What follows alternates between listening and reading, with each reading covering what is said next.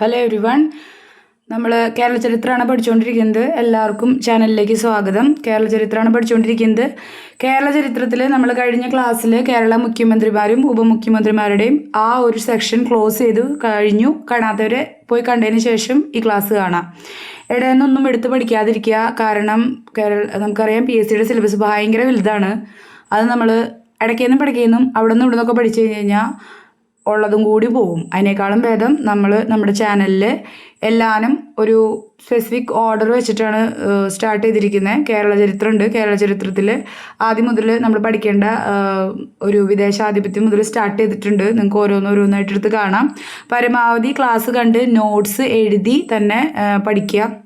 അത് കഴിയാത്ത ആൾക്കാർ സ്ക്രീനിൽ നോക്കി ഓരോ സെൻറ്റൻസും ഓരോ പോയിൻറ്റ്സും ഒരു 3 വട്ടമെങ്കിലും കാഷ്വലായിട്ടും എന്താ പറയുക നല്ല കോൺസെൻട്രേറ്റ് ചെയ്ത് വായിച്ച് മനസ്സിലിരുത്താനായിട്ട് ശ്രമിക്കുക. കഴിയുന്നതും എന്തെങ്കിലും ഒരു കണക്ഷനൊക്കെ നമ്മൾ ഇതിൻ്റെ ഇടയിൽ തന്നെ പറഞ്ഞു പോകുന്നുണ്ട്. നിങ്ങൾക്ക് ആ ഒരു കോഡൊക്കെ വെച്ച് വേണമെങ്കിൽ ഓർത്തിരിക്കുക, അല്ലെങ്കിൽ സ്വന്തമായിട്ട് ഉണ്ടാക്കാം.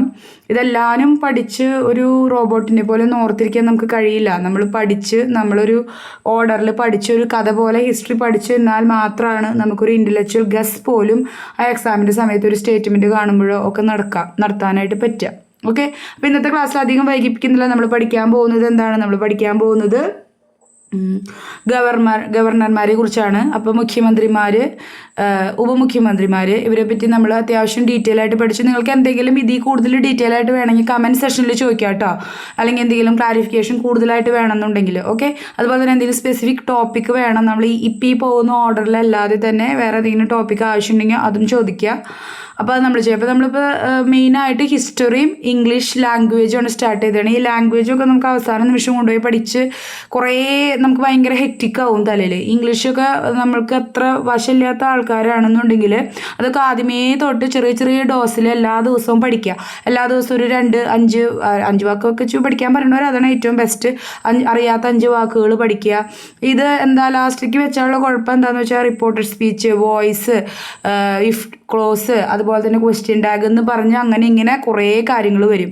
ബേസിക് ആയിട്ടുള്ള കാര്യങ്ങൾ അറിയാത്ത ആൾക്കാർക്ക് വേണ്ടിയിട്ട് ഏറ്റവും ബേസിക് ആയിട്ടുള്ള ക്ലാസ് മുതൽ 10th മുതലാണ് നമ്മൾ സ്റ്റാർട്ട് ചെയ്യുന്നത്. അതുപോലെ ഇനി പലത് കാര്യങ്ങളും നമ്മൾ റീൽസായിട്ടും ഒക്കെ ചെയ്യണമെന്ന് വിചാരിക്കുന്നുണ്ട്. അപ്പോൾ നിങ്ങൾ എന്ത് ചെയ്യുക, ചാനൽ സബ്സ്ക്രൈബ് ചെയ്തോളൂ. കാണുന്ന ആഗ്രഹമുള്ളവർ അതിൻ്റെ അപ്ഡേഷനൊക്കെ നേരത്തിന് കിട്ടാനായിട്ട്. നമ്മൾ തിങ്കൾ ചൊവ്വ ബുധൻ എന്താ ചെയ്യണേ? തിങ്കൾ ചൊവ്വ ബുധൻ കേരള ഹിസ്റ്ററി അല്ലെങ്കിൽ ഹിസ്റ്ററി എന്നുള്ള വിഷയമാണ് ഇടുന്നത്. വ്യാഴം വെള്ളി ശനിയാണ് ഇംഗ്ലീഷ്. ഓക്കെ, അപ്പോൾ നമുക്ക് വൈകിക്കാതെ സ്റ്റാർട്ട് ചെയ്യാം. ഗവർണർമാർ.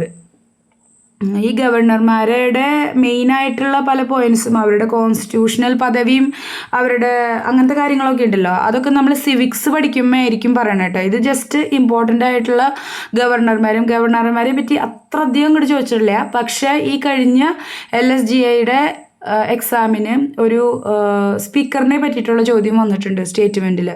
അത് ഇച്ചിരി കൺഫ്യൂസിങ് ആയിരുന്നു. ഞാൻ ആ എക്സാം എഴുതിയിട്ടുണ്ടായിരുന്നു. എൻ്റെ ഉത്തരം തെറ്റി. അത് പഠിച്ച് ഭയങ്കര നമ്മൾ ചില കാര്യങ്ങൾ എത്ര തറവാക്കിയാലും നമുക്ക് അവിടെ ചെല്ലുമ്പോൾ എല്ലാവരും കൂടി കാണുമ്പോൾ കൺഫ്യൂഷൻ വരും. അതിൻ്റെ ഒരു പ്രശ്നമാണ് എനിക്കും പറ്റിയത്. അപ്പോൾ അതൊന്നും നിങ്ങൾക്ക് വരാതിരിക്കാൻ നിങ്ങൾ എന്ത് ചെയ്യുക, ആദ്യമേ തൊട്ട് നന്നായിട്ട് തന്നെ പഠിക്കുക. ഓക്കെ, അപ്പോൾ ആദ്യത്തെ ആൾ ഡോക്ടർ B രാമകൃഷ്ണ റാവു ആണ്. നമ്മൾ കഴിഞ്ഞ ക്ലാസ്സിൽ ഇത് പറഞ്ഞിരുന്നു. കഴിഞ്ഞ ക്ലാസ്സിൽ നമ്മൾ ആദ്യത്തെ മന്ത്രിസഭയെ കുറിച്ചൊക്കെ പറഞ്ഞപ്പോൾ കഴിഞ്ഞതിന് മുന്നത്തെ ക്ലാസ്സിലാണ് നമ്മൾ പറഞ്ഞിരുന്നത്. ഡോക്ടർ B രാമകൃഷ്ണ റാവു പ്രഥമ ഗവർണറാണ്. ഫസ്റ്റ് മന്ത്രിസഭയെ പിരിച്ചുവിടാൻ ശുപാർശ ചെയ്ത ഗവർണറാണ്. ഫസ്റ്റ് മന്ത്രിസഭ ആരുടെയായിരുന്നു? EMS മന്ത്രിസഭ. ഈ EMS മന്ത്രിസഭ എന്നാണ് രൂപീകരിക്കപ്പെട്ടതെന്ന് ഓർമ്മയുള്ളവർ ഒന്ന് കമൻറ്റ് ചെയ്യാം കേട്ടോ. അതിൻ്റെ ഇയറും ഡേറ്റും മന്തും ഒക്കെ സഹിതം നമ്മൾ പഠിച്ചായിരുന്നു. അത് ഓർമ്മയുള്ളവരൊന്ന് ഇത് ചെയ്യുക. ഏപ്രിൽ മന്താണ്, ഏപ്രിൽ 1. അത് ഞാൻ നിങ്ങൾക്ക് എളുപ്പത്തിൽ പറഞ്ഞുതരാം. പക്ഷെ ഇയർ ഏതാണ് അത് നിങ്ങളൊന്ന് ആലോചിച്ചോളൂ. ഓർമ്മയുള്ളൊരു കമൻറ്റ് ചെയ്യാം. ഓക്കെ, കേരള സംസ്ഥാന രൂപീകരണ സമയത്ത് ആക്ടിംഗ് ഗവർണർ ആരായിരുന്നു? PS റാവു ആണ്. ഇത് ചിലപ്പോൾ ഭയങ്കര കൺഫ്യൂസിങ് ആണ് കേട്ടോ. ആക്ടിംഗ് ഗവർണർ എന്ന് പറഞ്ഞാൽ എന്താണ്? നമ്മൾക്ക് ഈ മന്ത്രിസഭ രൂപീകരിക്കാനൊക്കെ ആയിട്ട് ഇതിന് അനുമതി നൽകുകയും നമുക്കറിയാലോ ഭൂരിപക്ഷം ലഭിച്ച ആളുടെ നേതാവിനെയൊക്കെയാണ് മന്ത്രിസഭ രൂപീകരിക്കാനായിട്ട് ഗവർണർ ക്ഷണിക്കുക. അപ്പോൾ അങ്ങനെ ചെയ്യുന്നതിന് വേണ്ടിയിട്ട് നമുക്കിവിടെ ഒരു മന്ത്രിസഭ മന്ത്രിസഭ രൂപീകരിക്കുന്നതിന് വേണ്ടിയിട്ട് ആക്ട് ചെയ്ത് ഗവർണറായിട്ട് ആക്ട് ചെയ്ത് അല്ലെങ്കിൽ ആക്ടിംഗ് ഗവർണറായിട്ടിരുന്ന ആളാണ് PS റാവു. ഓക്കെ, എന്നാൽ നമ്മുടെ ആദ്യത്തെ ഗവർണർ എന്ന് പറയുന്നത് ഡോക്ടർ ബി രാമകൃഷ്ണ. ഈ ഇനീഷ്യൽ അടക്കം നമ്മൾ പഠിക്കണം. കാരണം PSC ഇപ്പോൾ ഒരു പുതിയ ട്രെൻഡ് സ്റ്റാർട്ട് ചെയ്തതെന്ന് വെച്ചാൽ ഈ B Ramakrishna Rao, P Ramakrishna Rao, V Ramakrishna Rao എന്നൊക്കെ. അപ്പോൾ ഈ റാവു എന്ന് പഠിച്ച് അങ്ങനെ ഒരു കാര്യം ഓർമ്മിച്ച് വെച്ച് ചിലപ്പോൾ വരും. അങ്ങനെയുള്ളവർക്ക് ചിലപ്പോൾ ഭയങ്കര കൺഫ്യൂഷനാവും. ചിലപ്പോൾ ഡോക്ടർ ബി രാമകൃഷ്ണ റാവു ഉണ്ടാവും, PS റാവു ഉണ്ടാവും. ഓക്കെ, അപ്പോൾ അതിനകത്ത് ചിലപ്പോൾ കൺഫ്യൂഷനൊക്കെ വരും. പ്രഥമ ഗവർണർ ആരാണ് എന്ന് ചോദിച്ചു കഴിഞ്ഞാൽ ഡോക്ടർ ബി രാമകൃഷ്ണ റാവു ആണ്. ആക്ടിംഗ് ഗവർണർ ആയിരുന്നു PS റാവു. ഇതൊക്കെ ഓർത്തിരിക്കുക. ഇനി രണ്ടാമത്തെ ഗവർണർ ആരാണ്? VV ഗിരി. VV ഗിരി മറ്റു രീതിയിൽ നമുക്കറിയാം ഇന്ത്യൻ പ്രസിഡന്റ് ആയിരുന്നു. കേരള ഗവർണർ ആയ ശേഷം ഇന്ത്യൻ പ്രസിഡന്റ് ആയ ഏക വ്യക്തിയും കൂടിയാണ് ആര്? VV ഗിരി. അതുപോലെ തന്നെ ഭാരതരത്ന ലഭിച്ച കേരള ഗവർണറും കൂടിയാണ് VV ഗിരി. ഞാൻ ഒരുപാട് എക്സ്പ്ലെയിൻ ചെയ്യുന്നില്ല. നിങ്ങൾക്ക് ആരെങ്കിലും പറ്റി എന്തെങ്കിലും കൂടുതലായിട്ട് അറിയണം എന്നുണ്ടെങ്കിൽ തീർച്ചയായും കമൻറ്റ് ബോക്സിൽ ചോദിക്കുക കേട്ടോ. ഇനി ഇതല്ലാത്ത മറ്റു കാര്യങ്ങളൊക്കെ പഠിക്കുമ്പോൾ നമ്മൾ കുറച്ചും കൂടി ഡീറ്റെയിൽ ആയിട്ടൊക്കെ പഠിക്കും. ഗവർണർമാരെ പറ്റി ഭയങ്കരമായി അങ്ങനെ ചോദ്യമൊന്നും ചോദിക്കാറില്ല. അത്യാവശ്യം ചോദിക്കുന്ന മിക്ക കാര്യങ്ങളൊക്കെ നമ്മൾ ഇതിനകത്ത് ഉൾപ്പെടുത്തിയിട്ടുണ്ട്. ഓക്കെ, ഇനി മൂന്നാമത്തെ ആളെ നോക്കിയേ, വിശ്വനാഥൻ. കേരള ഗവർണറായ ഏക മലയാളിയാണ്. സാധാരണ മലയാളികൾ തന്നെ കേരളത്തിൻ്റെ അല്ലെങ്കിൽ ഇപ്പോൾ അങ്ങനെ വരാറില്ലല്ലോ. ഒരു സംസ്ഥാനത്തിൻ്റെ അതേ ഭാഷ അല്ലെങ്കിൽ അതേ സ്ഥലത്തു നിന്നുള്ള ഗവർണർമാർ വളരെ കുറവാണ്. അങ്ങനെ നിയമിക്കാറില്ല. എന്നാലും കേരള ഗവർണറായ ആദ്യ അല്ലെങ്കിൽ ഏക മലയാളിയാണ് വിശ്വനാഥൻ. അതുപോലെ തന്നെ ഒരു സ്റ്റേറ്റിൻ്റെ ഗവർണറായ ആദ്യ മലയാളി ആര് എന്ന് വെച്ച് കഴിഞ്ഞാൽ അത് VP മേനോനാണ് കേട്ടോ. ഏത് സ്റ്റേറ്റിൻ്റെയാണ് നമ്മളത് പഠിച്ചിട്ടുണ്ട് മുന്നത്തെ ഒരു ക്ലാസ്സിൽ. ഓർമ്മയുള്ളവരൊന്ന് പറയട്ടെ, ഏത് സ്റ്റേറ്റിൻ്റെ ഗവർണറായിരുന്നു VP മേനോൻ? അപ്പോൾ കേരള ഗവർണറായ ആദ്യ അല്ലെങ്കിൽ ഏക മലയാളി എന്ന് വെച്ചാൽ വിശ്വനാഥനാണ്. എന്നാൽ ഒരു സ്റ്റേറ്റിൻ്റെ, അത് കേരളം എന്നാവണമെന്നില്ലല്ലോ, ഒരു സ്റ്റേറ്റിൻ്റെ ഗവർണറായ ആദ്യ മലയാളി VP മേനോനാണ് എന്ന് പറഞ്ഞു കഴിഞ്ഞാൽ അത് ശരിയാണ്. എന്നാൽ കേരള ഗവർണറായ അല്ലെങ്കിൽ ഒരു സംസ്ഥാനത്തിൻ്റെ ഗവർണറായ ആദ്യ മലയാളി വിശ്വനാഥനല്ല, അത് VP മേനോനാണ്. ഇങ്ങനെ കൺഫ്യൂസിങ് ആയിട്ടുള്ള കാര്യങ്ങൾ PSCക്ക് ഭയങ്കര ഇഷ്ടമാണ്, അത് ചോദിക്കുക. അതുകൊണ്ട് തന്നെ ഇത് കുറച്ച് കോൺസെൻട്രേറ്റ് ചെയ്ത് പഠിക്കാനായിട്ട് ശ്രമിക്കുക. ഒരു സ്റ്റേറ്റിൻ്റെ ഗവർണറായ ആദ്യ മലയാളി വനിത ജസ്റ്റിസ് ഫാത്തിമ ബീവിയാണ്, തമിഴ്നാടിൻ്റെയാണ്. ഒരു സ്റ്റേറ്റിൻ്റെ ഗവർണറായ ആദ്യ മലയാളി വനിത ജസ്റ്റിസ് ഫാത്തിമ ബീവി, തമിഴ്നാടിൻ്റെ. ഓക്കെ, അപ്പോൾ കൂടുതൽ വായിച്ച് എൻ്റെ ഒപ്പം എത്താത്ത ആളുകൾ പോസ് ചെയ്തിട്ട് വായിക്കുക. അതുപോലെ തന്നെ ഞാൻ പറയുന്നതിൽ സ്പീഡ് കൂടി പോകുന്നുണ്ടെങ്കിൽ നിങ്ങളുടെ സ്ക്രീനിൻ്റെ റൈറ്റ് സൈഡിൽ മുകളിലായിട്ട് യൂട്യൂബിൻ്റെ ഒരു സെറ്റിങ്ങിൻ്റെ ബട്ടൺ ഉണ്ട്. അവിടെ നമ്മളത് ക്ലിക്ക് ചെയ്തെടുത്ത് കഴിഞ്ഞാൽ നമുക്ക് സ്പീഡ് കൂട്ടിയോ കുറച്ചോ ഒക്കെ കാണാനുള്ള ഓപ്ഷൻ ഉണ്ട്.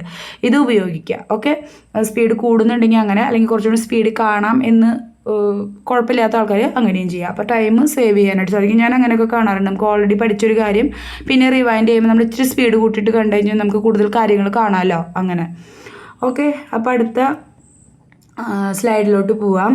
ഇനി നോക്കൂ, ജ്യോതി വെങ്കിടാചലം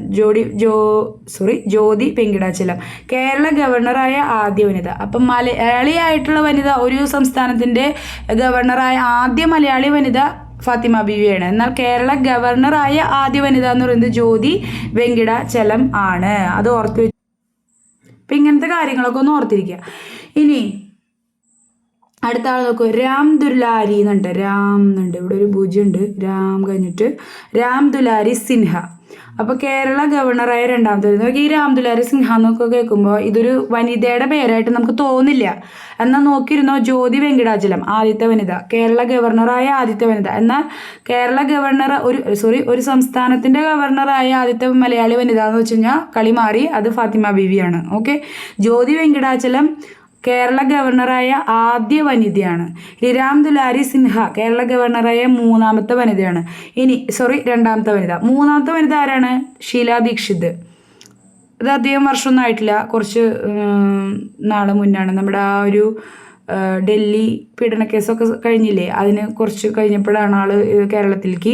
അത് കുറച്ച് നാളെ ഉണ്ടായിരുന്നുള്ളൂ ഷീലാ ദീക്ഷിത്. കാരണം നമ്മുടെ കോൺഗ്രസ് മാറി ഈ BJP സർക്കാർ വന്നപ്പോൾ ഈ ഷീലാ ദീക്ഷിത് അദ്ദേഹത്തെ മാറ്റുണ്ടായി, ഷീലാ ദീക്ഷിത്. അപ്പം 3 വനിതാ ഗവർണർമാരാണ് കേരളത്തിൽ ഉണ്ടായിട്ടുള്ളത്. ആദ്യത്തെ ആൾ ജ്യോതി വെങ്കിടാചലം, രണ്ടാമത്തെ രാംദുലാരി സിൻഹ, മൂന്നാമത്തത് ഷീലാ ദീക്ഷിത്. ഷീലാ ദീക്ഷിത് എന്ന് കേൾക്കുമ്പോൾ അതൊരു വനിതയാണ് മനസ്സിലാവും. എന്നാൽ ജ്യോതി വെങ്കിടാചലോ അതുപോലെ തന്നെ രാംദുലാരി സിൻഹയൊക്കെ കേൾക്കുമ്പോൾ ചിലപ്പോൾ അങ്ങനെ തോന്നില്ല. ഇനി സിക്കന്ദർ ഭക്ത്, പദവിയിലിരിക്കെ അന്തരിച്ച ആദ്യ കേരള ഗവർണർ. പദവിയിലിരിക്കെ അന്തരിച്ച ആദ്യ കേരള ഗവർണറാണ് സിക്കന്ദർ ഭക്ത്. അതുപോലെ തന്നെ MOH ഫാറൂഖ് ഏറ്റവും കുറച്ചു കാലം കേരള ഗവർണറായിരുന്നു. അതുപോലെ തന്നെ പദവിയിലിരിക്കെ അന്തരിച്ച രണ്ടാമത്തെ കേരള. ഇത് വളരെ ഏത് PSCയുടെ അതിനകത്ത് എടുത്താലും നമുക്ക് ഈ ഗവർണർമാരെ പറ്റി ഇതൊക്കെ പഠിക്കാനുണ്ടാവും. MOH ഫാറൂഖ് ഏറ്റവും കുറവ് കാലം കേരള ഗവർണർ, പദവിയിലിരിക്കാൻ അന്തരിച്ച രണ്ടാമത്തെ കേരള ഗവർണർ കൂടിയാണ് ആര്, MOH ഫാറൂഖ്. എന്നാൽ പദവിയിലിരിക്കാൻ അന്തരിച്ച ആദ്യത്തെ കേരള ഗവർണർ സിക്കന്ദർ ഭക്താണ്. അത് ഓർത്തിരിക്കുക. ഓക്കെ, സിക്കന്ദർ ഭക്ത്. ഇനി നോക്കിക്കോളൂ, ജസ്റ്റിസ് P സദാശിവം സുപ്രീം കോടതി ചീഫ് ജസ്റ്റിസ് ആയ ശേഷം കേരള ഗവർണറായ വ്യക്തിയാണ് അദ്ദേഹം. കേരള നിയമസഭ ഇലക്ഷനിൽ വോട്ട് ചെയ്ത ആദ്യ ഗവർണർ. അതായത് കേരളത്തിൽ നടന്ന നിയമസഭ ഇലക്ഷനിൽ അദ്ദേഹം വോട്ട് ചെയ്തിട്ടുണ്ട്. സാധാരണ ഈ ഗവർണർമാരൊന്നും നമ്മുടെ സംസ്ഥാനത്ത് നിന്നായിരിക്കില്ല. അപ്പോൾ അവരെന്ത് ചെയ്യും, അവരുടെ വോട്ട് എടുക്കുന്നത് വേറൊരു നിയോജകമണ്ഡലം, കേരളത്തിന് പുറത്തുള്ള നിയോജകമണ്ഡലത്തിലായിരിക്കും. എന്നാൽ ജസ്റ്റിസ് P സദാശിവം അദ്ദേഹം ഒരു മലയാളിയല്ല, പക്ഷേ തമിഴ്നാട് സ്വദേശിയാണ്. പക്ഷേ എങ്കിലും അദ്ദേഹം ഇവിടെ ഗവർണർ ആയപ്പോൾ അദ്ദേഹത്തിൻ്റെ വോട്ട് അദ്ദേഹം ഇങ്ങോട്ടേക്ക് മാറ്റുകയും എന്ത് ചെയ്തു, അദ്ദേഹം ഇലക്ഷനിൽ വോട്ട് ചെയ്യുകയും ചെയ്തു. അപ്പോൾ കേരള നിയമസഭ ഇലക്ഷനിൽ വോട്ട് ചെയ്ത ആദ്യ ഗവർണറാണ് അദ്ദേഹം. തമിഴ്നാട് സ്വദേശിയാണ്. ഇനി ആരിഫ് മുഹമ്മദ് ഖാനാണ് നമ്മുടെ ഇപ്പോഴത്തെ ഗവർണർ. 2019 മുതൽ അദ്ദേഹം നമ്മുടെ ഗവർണറാണ്. അദ്ദേഹം UP സ്വദേശിയാണ്. ഒരുപാട് സമയത്ത് അദ്ദേഹം എന്ത് ചെയ്തിട്ടുണ്ട്, ചർച്ചകളിൽ ഇങ്ങനെ നമ്മുടെ ന്യൂസിൽ കണ്ടമാനം നിറഞ്ഞു നിൽക്കുന്ന ഒരാളാണ് ആരിഫ് മുഹമ്മദ് ഖാൻ അല്ലേ. നിയമസഭയായിട്ടും മുഖ്യമന്ത്രിയായിട്ടും അതുപോലെ തന്നെ മന്ത്രിസഭയായിട്ടൊക്കെ എപ്പോഴും ഇങ്ങനെ പല രീതിയിലുള്ള കോൺട്രവേഴ്സികളിൽ അദ്ദേഹം പെടാറുണ്ട്. അപ്പോൾ അദ്ദേഹത്തെ പറ്റിയിട്ടൊക്കെയുള്ള ന്യൂസുകളൊക്കെ എപ്പോഴും അപ്ഡേറ്റ് ആയിട്ട് ഇരിക്കുക. അദ്ദേഹം UP സ്വദേശിയാണ്. 2019 മുതലാണ് അദ്ദേഹം കേരളത്തിൻ്റെ ഗവർണർ. ഓക്കെ, 2019 മിസോറാം ഗവർണറായി നിയമിതനായ മലയാളിയാണ് PS ശ്രീധരൻപിള്ള. PS ശ്രീധരൻപിള്ള, അത് ആലോചിച്ചൊക്കെ. 2019 മിസോറാം ഗവർണറായി നിയമിതനായ മലയാളി PS ശ്രീധരൻപിള്ള. ഇപ്പം ഇതിനൊക്കെ ഒരുപാട് പൊളിറ്റിക്സ് ഉണ്ട്. നിങ്ങൾ വാർത്തയൊക്കെ വായിക്കുന്ന ആളുകളും ഇന്ത്യൻ പൊളിറ്റിക്സിനെ പറ്റി കുറച്ച് അറിവുള്ള ആൾക്കാരാണെന്നുണ്ടെങ്കിൽ ഇവരൊക്കെ എന്തുകൊണ്ടാണ് നമ്മളുടെ UP സ്വദേശിയായിട്ടുള്ള ആരിഫ് മുഹമ്മദ് ഖാൻ എന്തുകൊണ്ട് നമ്മുടെ ഇതായി, അതുപോലെ തന്നെ ശ്രീധരൻപിള്ള എന്തുകൊണ്ട് മിസോറാം ഗവർണറായി എന്നൊക്കെ നമുക്ക് അതിലേക്കൊന്നും നമ്മൾ PSCയിൽ പോകേണ്ട കാര്യമില്ല. ഇതിൻ്റെ ഫാക്ച്വൽ ആയിട്ടുള്ള സൈഡിനെ പറ്റി ആലോചിക്കുക. ഓക്കെ, ഇനി നമ്മൾ പഠിക്കാൻ പോകുന്നത് കേരള നിയമസഭാ സ്പീക്കർ. ഗവർണർമാരെ പറ്റി ഇനി എന്തെങ്കിലും നിങ്ങൾക്ക് കൂടുതൽ വിവരങ്ങൾ ആവശ്യമുണ്ടെങ്കിൽ തീർച്ചയായും കമൻറ്റ് ബോക്സിൽ ചോദിക്കാവുന്നതാണ്. നമുക്ക് കേരള നിയമസഭാ സ്പീക്കർമാരെ കുറിച്ചൊക്കെ പഠിക്കാം. ഓക്കെ, കേരള നിയമസഭാ സ്പീക്കർമാർ. ഓക്കെ, എത്രയും വേഗം അടുത്ത സ്ലൈഡിലേക്ക് പോകാം. എനിക്കൊക്കെ എങ്ങനെയാണെന്ന് വെച്ചാൽ PSC പഠിക്കുന്ന സമയത്ത് നമ്മളൊരു വീഡിയോ സെലക്ട് ചെയ്യുമ്പോൾ അതൊരു 45 മിനിറ്റിലൊക്കെ കൂടുതലുണ്ടെങ്കിൽ നമ്മൾ പരമാവധി എന്താ പറയുക, മടുക്കുന്നു. നമ്മളത് കേൾക്കുമായിരുന്നു, പക്ഷെ നമ്മളങ്ങ് മടുത്ത് പോകും. അതുകൊണ്ടാണ് ഞാൻ ആവശ്യമില്ലാത്ത ഒരുപാട് കാര്യങ്ങൾ പറയാത്തത്. നിങ്ങൾക്ക് അതിൽ കൂടുതൽ എന്തെങ്കിലും വേണം, ഇനിയിപ്പോൾ എന്തെങ്കിലും ഒരു മാറ്റം വരുന്നത്, ഇങ്ങനെ പറയുന്നതിന് വരെ അങ്ങനെ പറഞ്ഞാൽ നല്ലതാണ് എന്നൊക്കെ, അങ്ങനത്തെ എല്ലാ സജഷൻസും എന്ത് ചെയ്യുക, കമൻറ്റ് ബോക്സിലിടാം. ഓക്കെ, അപ്പോൾ തീർച്ചയായും നമ്മൾ അതിനനുസരിച്ചുള്ള മാറ്റങ്ങൾ എന്തായാലും കൊണ്ടുവരുന്നതാണ്. ഓക്കെ, ഇനി നിയമസഭാ നടപടികൾ നിയന്ത്രിക്കുന്നു ആരാണ്? സ്പീക്കർക്ക് വലിയ ഉത്തരവാദിത്തങ്ങളുണ്ടല്ലേ. സ്പീക്കറിൻ്റെ കോൺസ്റ്റിറ്റ്യൂഷണലായിട്ടുള്ള കാര്യങ്ങളൊക്കെ എന്തൊക്കെയാണ് അദ്ദേഹത്തിൻ്റെ പല പദവിയുടെ പല അദ്ദേഹത്തിൻ്റെ ഈ പറയില്ലേ പവേഴ്സും ഡ്യൂട്ടീസും എന്തൊക്കെയാണ്, ഏതൊക്കെ അതോറിറ്റീസാണ് കൈകാര്യം ചെയ്യുക, ഏതൊക്കെ കാര്യങ്ങളാണ് ഡ്യൂട്ടീസാണ് നിർവഹിച്ചു പോകേണ്ടത് എന്നുള്ളതൊക്കെ നമ്മൾ സിവിക്സിൽ പഠിക്കും. ഇവിടെ നിങ്ങൾ മനസ്സിലാക്കുക, നിയമസഭയുടെ നടപടികൾ നിയന്ത്രിക്കുക. നിയമസഭ അതുപോലെ തന്നെ ഇങ്ങനെ നിയമസഭ പിരിച്ചുവിടല്ല, ആ യോഗം, നിയമസഭയുടെ ആ ഒരു യോഗം എന്ത് ചെയ്യാണ്, തൽക്കാലത്തേക്ക് നിർത്തിവെക്കുന്നു, ഒരു ഗ്യാപ്പ് എടുക്കുക, ഇൻ്റർവെൽ എടുക്കുക, ഇതൊക്കെ അദ്ദേഹത്തിന് സാധിക്കുന്ന കാര്യങ്ങളാണ്. അതിനെക്കുറിച്ച് ഡീറ്റെയിൽ ആയിട്ട് നമ്മൾ പിന്നീട് പഠിക്കും കേട്ടോ. കേരളത്തിൻ്റെ ഫസ്റ്റത്തെ സ്പീക്കറാണ് ആർ ശങ്കരനാരായണ തമ്പി. ഫസ്റ്റത്തെ സ്പീക്കർ. ഏറ്റവും കൂടുതൽ കാലം കേരള സ്പീക്കറായിരുന്ന വ്യക്തി വക്കം പുരുഷോത്തമൻ ആണ്. നല്ലൊരു പുരുഷൻ അല്ലേ. ഏറ്റവും കൂടുതൽ കാലം കേരള സ്പീക്കറായിരുന്നു അദ്ദേഹം. പുരുഷോത്തമൻ, നല്ല ഉത്തമനായ പുരുഷൻ. ഓക്കെ, വക്കം പുരുഷോത്തമൻ. ഓക്കെ, ആ പേരിൽ നിന്ന് തന്നെ അങ്ങനെ ഒരു കോഡ് നോക്കിയെടുക്കുക. 2 തവണ സ്പീക്കർ ആയവർ. അത് ഇവിടെ പറയുന്ന കോഡുകൾക്ക് വേറൊരു അർത്ഥവും മാനവും ഒന്നും എടുക്കണ്ട കേട്ടോ. നമുക്ക് സ്പീക്കർ കേരളത്തിലെ ഏറ്റവും കൂടുതൽ സ്പീക്കറായിരുന്ന ആൾ വക്കം പുരുഷോത്തമനാണെന്ന് മനസ്സിലാക്കണം. അത് ആ ഒരു ഓപ്ഷനിൽ കാണാൻ നമുക്ക് ഓർമ്മ തന്നെ. അത് മാത്രമേ ഉള്ളൂ. അതല്ലാണ്ട് അതിനെ വേറൊരു രീതിയിലേക്കും വളച്ചൊടിക്കേണ്ട ആവശ്യമില്ല കേട്ടോ. 2 തവണ സ്പീക്കറായവർ ആരൊക്കെയാണ്? വക്കം പുരുഷോത്തമനായിട്ടുണ്ട്, അതുപോലെ തേറമ്പിൽ രാമകൃഷ്ണനും ആയിട്ടുണ്ട്. തേറമ്പിൽ രാമകൃഷ്ണൻ. ഓക്കെ, രാമനും കൃഷ്ണനും. അപ്പം എന്നിട്ട് 2 പേരുണ്ട്. അതായത് 2 വർഷമായിട്ടുണ്ട്. 2 വർഷമല്ല, 2 തവണയായിട്ടുണ്ട്. വക്കം പുരുഷോത്തമൻ, തേറമ്പിൽ രാമകൃഷ്ണൻ. ഓക്കെ, 2 തവണ സ്പീക്കറായവരാണ് വക്കം പുരുഷോത്തമനും തേറമ്പിൽ രാമകൃഷ്ണനും. ഇനി ഏറ്റവും കുറച്ചു കാലം സ്പീക്കറായതാണ് AC ജോസ് ആണ്. ഏറ്റവും കുറച്ചു കാലം സ്പീക്കറായ ആളാണ് AC ജോസ്. ഏറ്റവും കൂടുതൽ കാസ്റ്റിംഗ് വോട്ട് ചെയ്തത് പക്ഷേ AC ജോസ് കേട്ടോ. 8 തവണ ചെയ്തു. ഈ കാസ്റ്റിംഗ് വോട്ട് എപ്പോഴാണ് സ്പീക്കർ ചെയ്യുക? അതായത് ഒരു കാര്യത്തെപ്പറ്റി തീരുമാനം എടുക്കേണ്ടതായിട്ട് വരുമ്പോൾ, അതല്ലെങ്കിൽ ഇപ്പോൾ ഒരു ബില്ല് പാസ്സാക്കി എടുക്കാമെന്ന് ഇരിക്കുക. ആ സമയത്ത് വോട്ട് ചെയ്യേണ്ട ആവശ്യം വരികയാണ്. ആ സമയത്ത് വോട്ട് ചെയ്യുമ്പോൾ അതിന് എഗെയിൻസ്റ്റ് ആയിട്ടും ഫോർ ആയിട്ടും വോട്ട് ചെയ്ത ആളുകളുടെ എണ്ണം ഒപ്പത്തിനൊപ്പം വരാണ് എന്ന് വിചാരിക്കുക. രണ്ടും തുല്യമായിട്ട് വരുമ്പോൾ സ്പീക്കർക്ക് എന്ത് ചെയ്യാം? കാസ്റ്റിംഗ് വോട്ട് ചെയ്യാം. ആ കാസ്റ്റിംഗ് വോട്ട് ചെയ്യുന്നതിനനുസരിച്ചിരിക്കും അപ്പോൾ ആ ബില്ല് പാസ്സാവണോ അല്ലെങ്കിൽ ഒരു തീരുമാനം എടുക്കണോ വേണ്ടേ എന്നുള്ളതൊക്കെ വരാം. അങ്ങനെ കാസ്റ്റിംഗ് വോട്ട് ഏറ്റവും കൂടുതൽ ചെയ്ത ആളാണ് AC ജോസ്. എന്നൊന്ന് മനസ്സിലാക്കുക, ഏറ്റവും കുറച്ച് കാലം മാത്രമാണ് AC ജോസ്. അതായത് ഒരുപാട് കാലം സ്പീക്കറായിരുന്നതിൻ്റെ പേരിലല്ല 8 തവണ കാസ്റ്റിംഗ് വോട്ട് ചെയ്യാൻ കിട്ടിയ, കുറച്ച് കാലം ആയിരുന്നുള്ളൂ. അപ്പോൾ ആ കാലഘട്ടത്തിൽ വന്ന കുറേ തീരുമാനം എടുക്കേണ്ട ഘട്ടത്തിൽ അദ്ദേഹത്തിന് എന്ത് ചെയ്യേണ്ടി വന്നു? കാസ്റ്റിംഗ് വോട്ട് ചെയ്യേണ്ടതായിട്ട് വന്നു. AC ജോസ് കേട്ടോ. ആദ്യമായി കാലാവധി തികച്ച സ്പീക്കർ M വിജയകുമാർ. നോക്കൂ, നമ്മളുടെ ആദ്യത്തെ കുറേ മന്ത്രിസഭകൾ എന്ത് ചെയ്തിട്ടില്ല? മന്ത്രിസഭകൾ പിരിച്ചുവിടുകയുണ്ടായി, അതുപോലെ തന്നെ രാജിവെക്കേണ്ടതായിട്ട് വന്നു, രാഷ്ട്രപതി ഭരണം തേണ്ടി വന്നു. അപ്പോൾ അങ്ങനെ വരുമ്പോൾ എന്താ സംഭവിക്കുക? ആ നിയമസഭയുടെ ഒരു MLA ആയിട്ട് കയറുന്ന ആളാണല്ലോ സ്പീക്കറായിട്ട് വരുന്നത്. അപ്പോൾ അങ്ങനെ വരുമ്പോൾ ആ നിയമസഭ അല്ലെങ്കിൽ മന്ത്രിസഭ താഴ്വണയുമ്പോൾ വീണ്ടും ഇലക്ഷൻ വന്ന് വേറൊരാളായിരിക്കും സ്പീക്കറായി വരാം പിന്നെ. അപ്പോൾ അങ്ങനെ വരുമ്പോൾ ആദ്യമായി കാലാവധി തികച്ച സ്പീക്കർ ആദ്യത്തെ സ്പീക്കറാണ് എന്നുള്ള അർത്ഥമില്ല. ആദ്യമായി കാലാവധി തികച്ച സ്പീക്കർ M വിജയകുമാറാണ്. M വിജയകുമാർ സ്പീക്കർ ആയിരിക്കാൻ വെച്ചത് KM സീതി സാഹിബ്. രണ്ടാമത്തെ സ്പീക്കറായിരുന്നു KM സീതി സാഹിബ്. അദ്ദേഹമായിരുന്നു രണ്ടാമത്തെ സ്പീക്കറായിരുന്നു. അദ്ദേഹം പദവിയിലിരിക്കുക, അതായത് സ്പീക്കർ ആയിരിക്കെ തന്നെ അന്തരിച്ച സെക്കൻഡ് സ്പീക്കർ G കാർത്തികേയനാണ്. ഇതുപോലെ തന്നെ പദവിയിലിരിക്കുക സ്പീക്കർ ആയിരിക്കുമ്പോൾ തന്നെ മരണപ്പെട്ട അല്ലെങ്കിൽ അന്തരിച്ച രണ്ടാമത്തെ speaker G Karthikeyan. 2020 ideal legislative assembly speaker award P ശ്രീരാമകൃഷ്ണനാണ് ലഭിച്ചത്. 14ാമത്തെ മന്ത്രിസഭയുടെ സ്പീക്കറായിരുന്നു അദ്ദേഹം.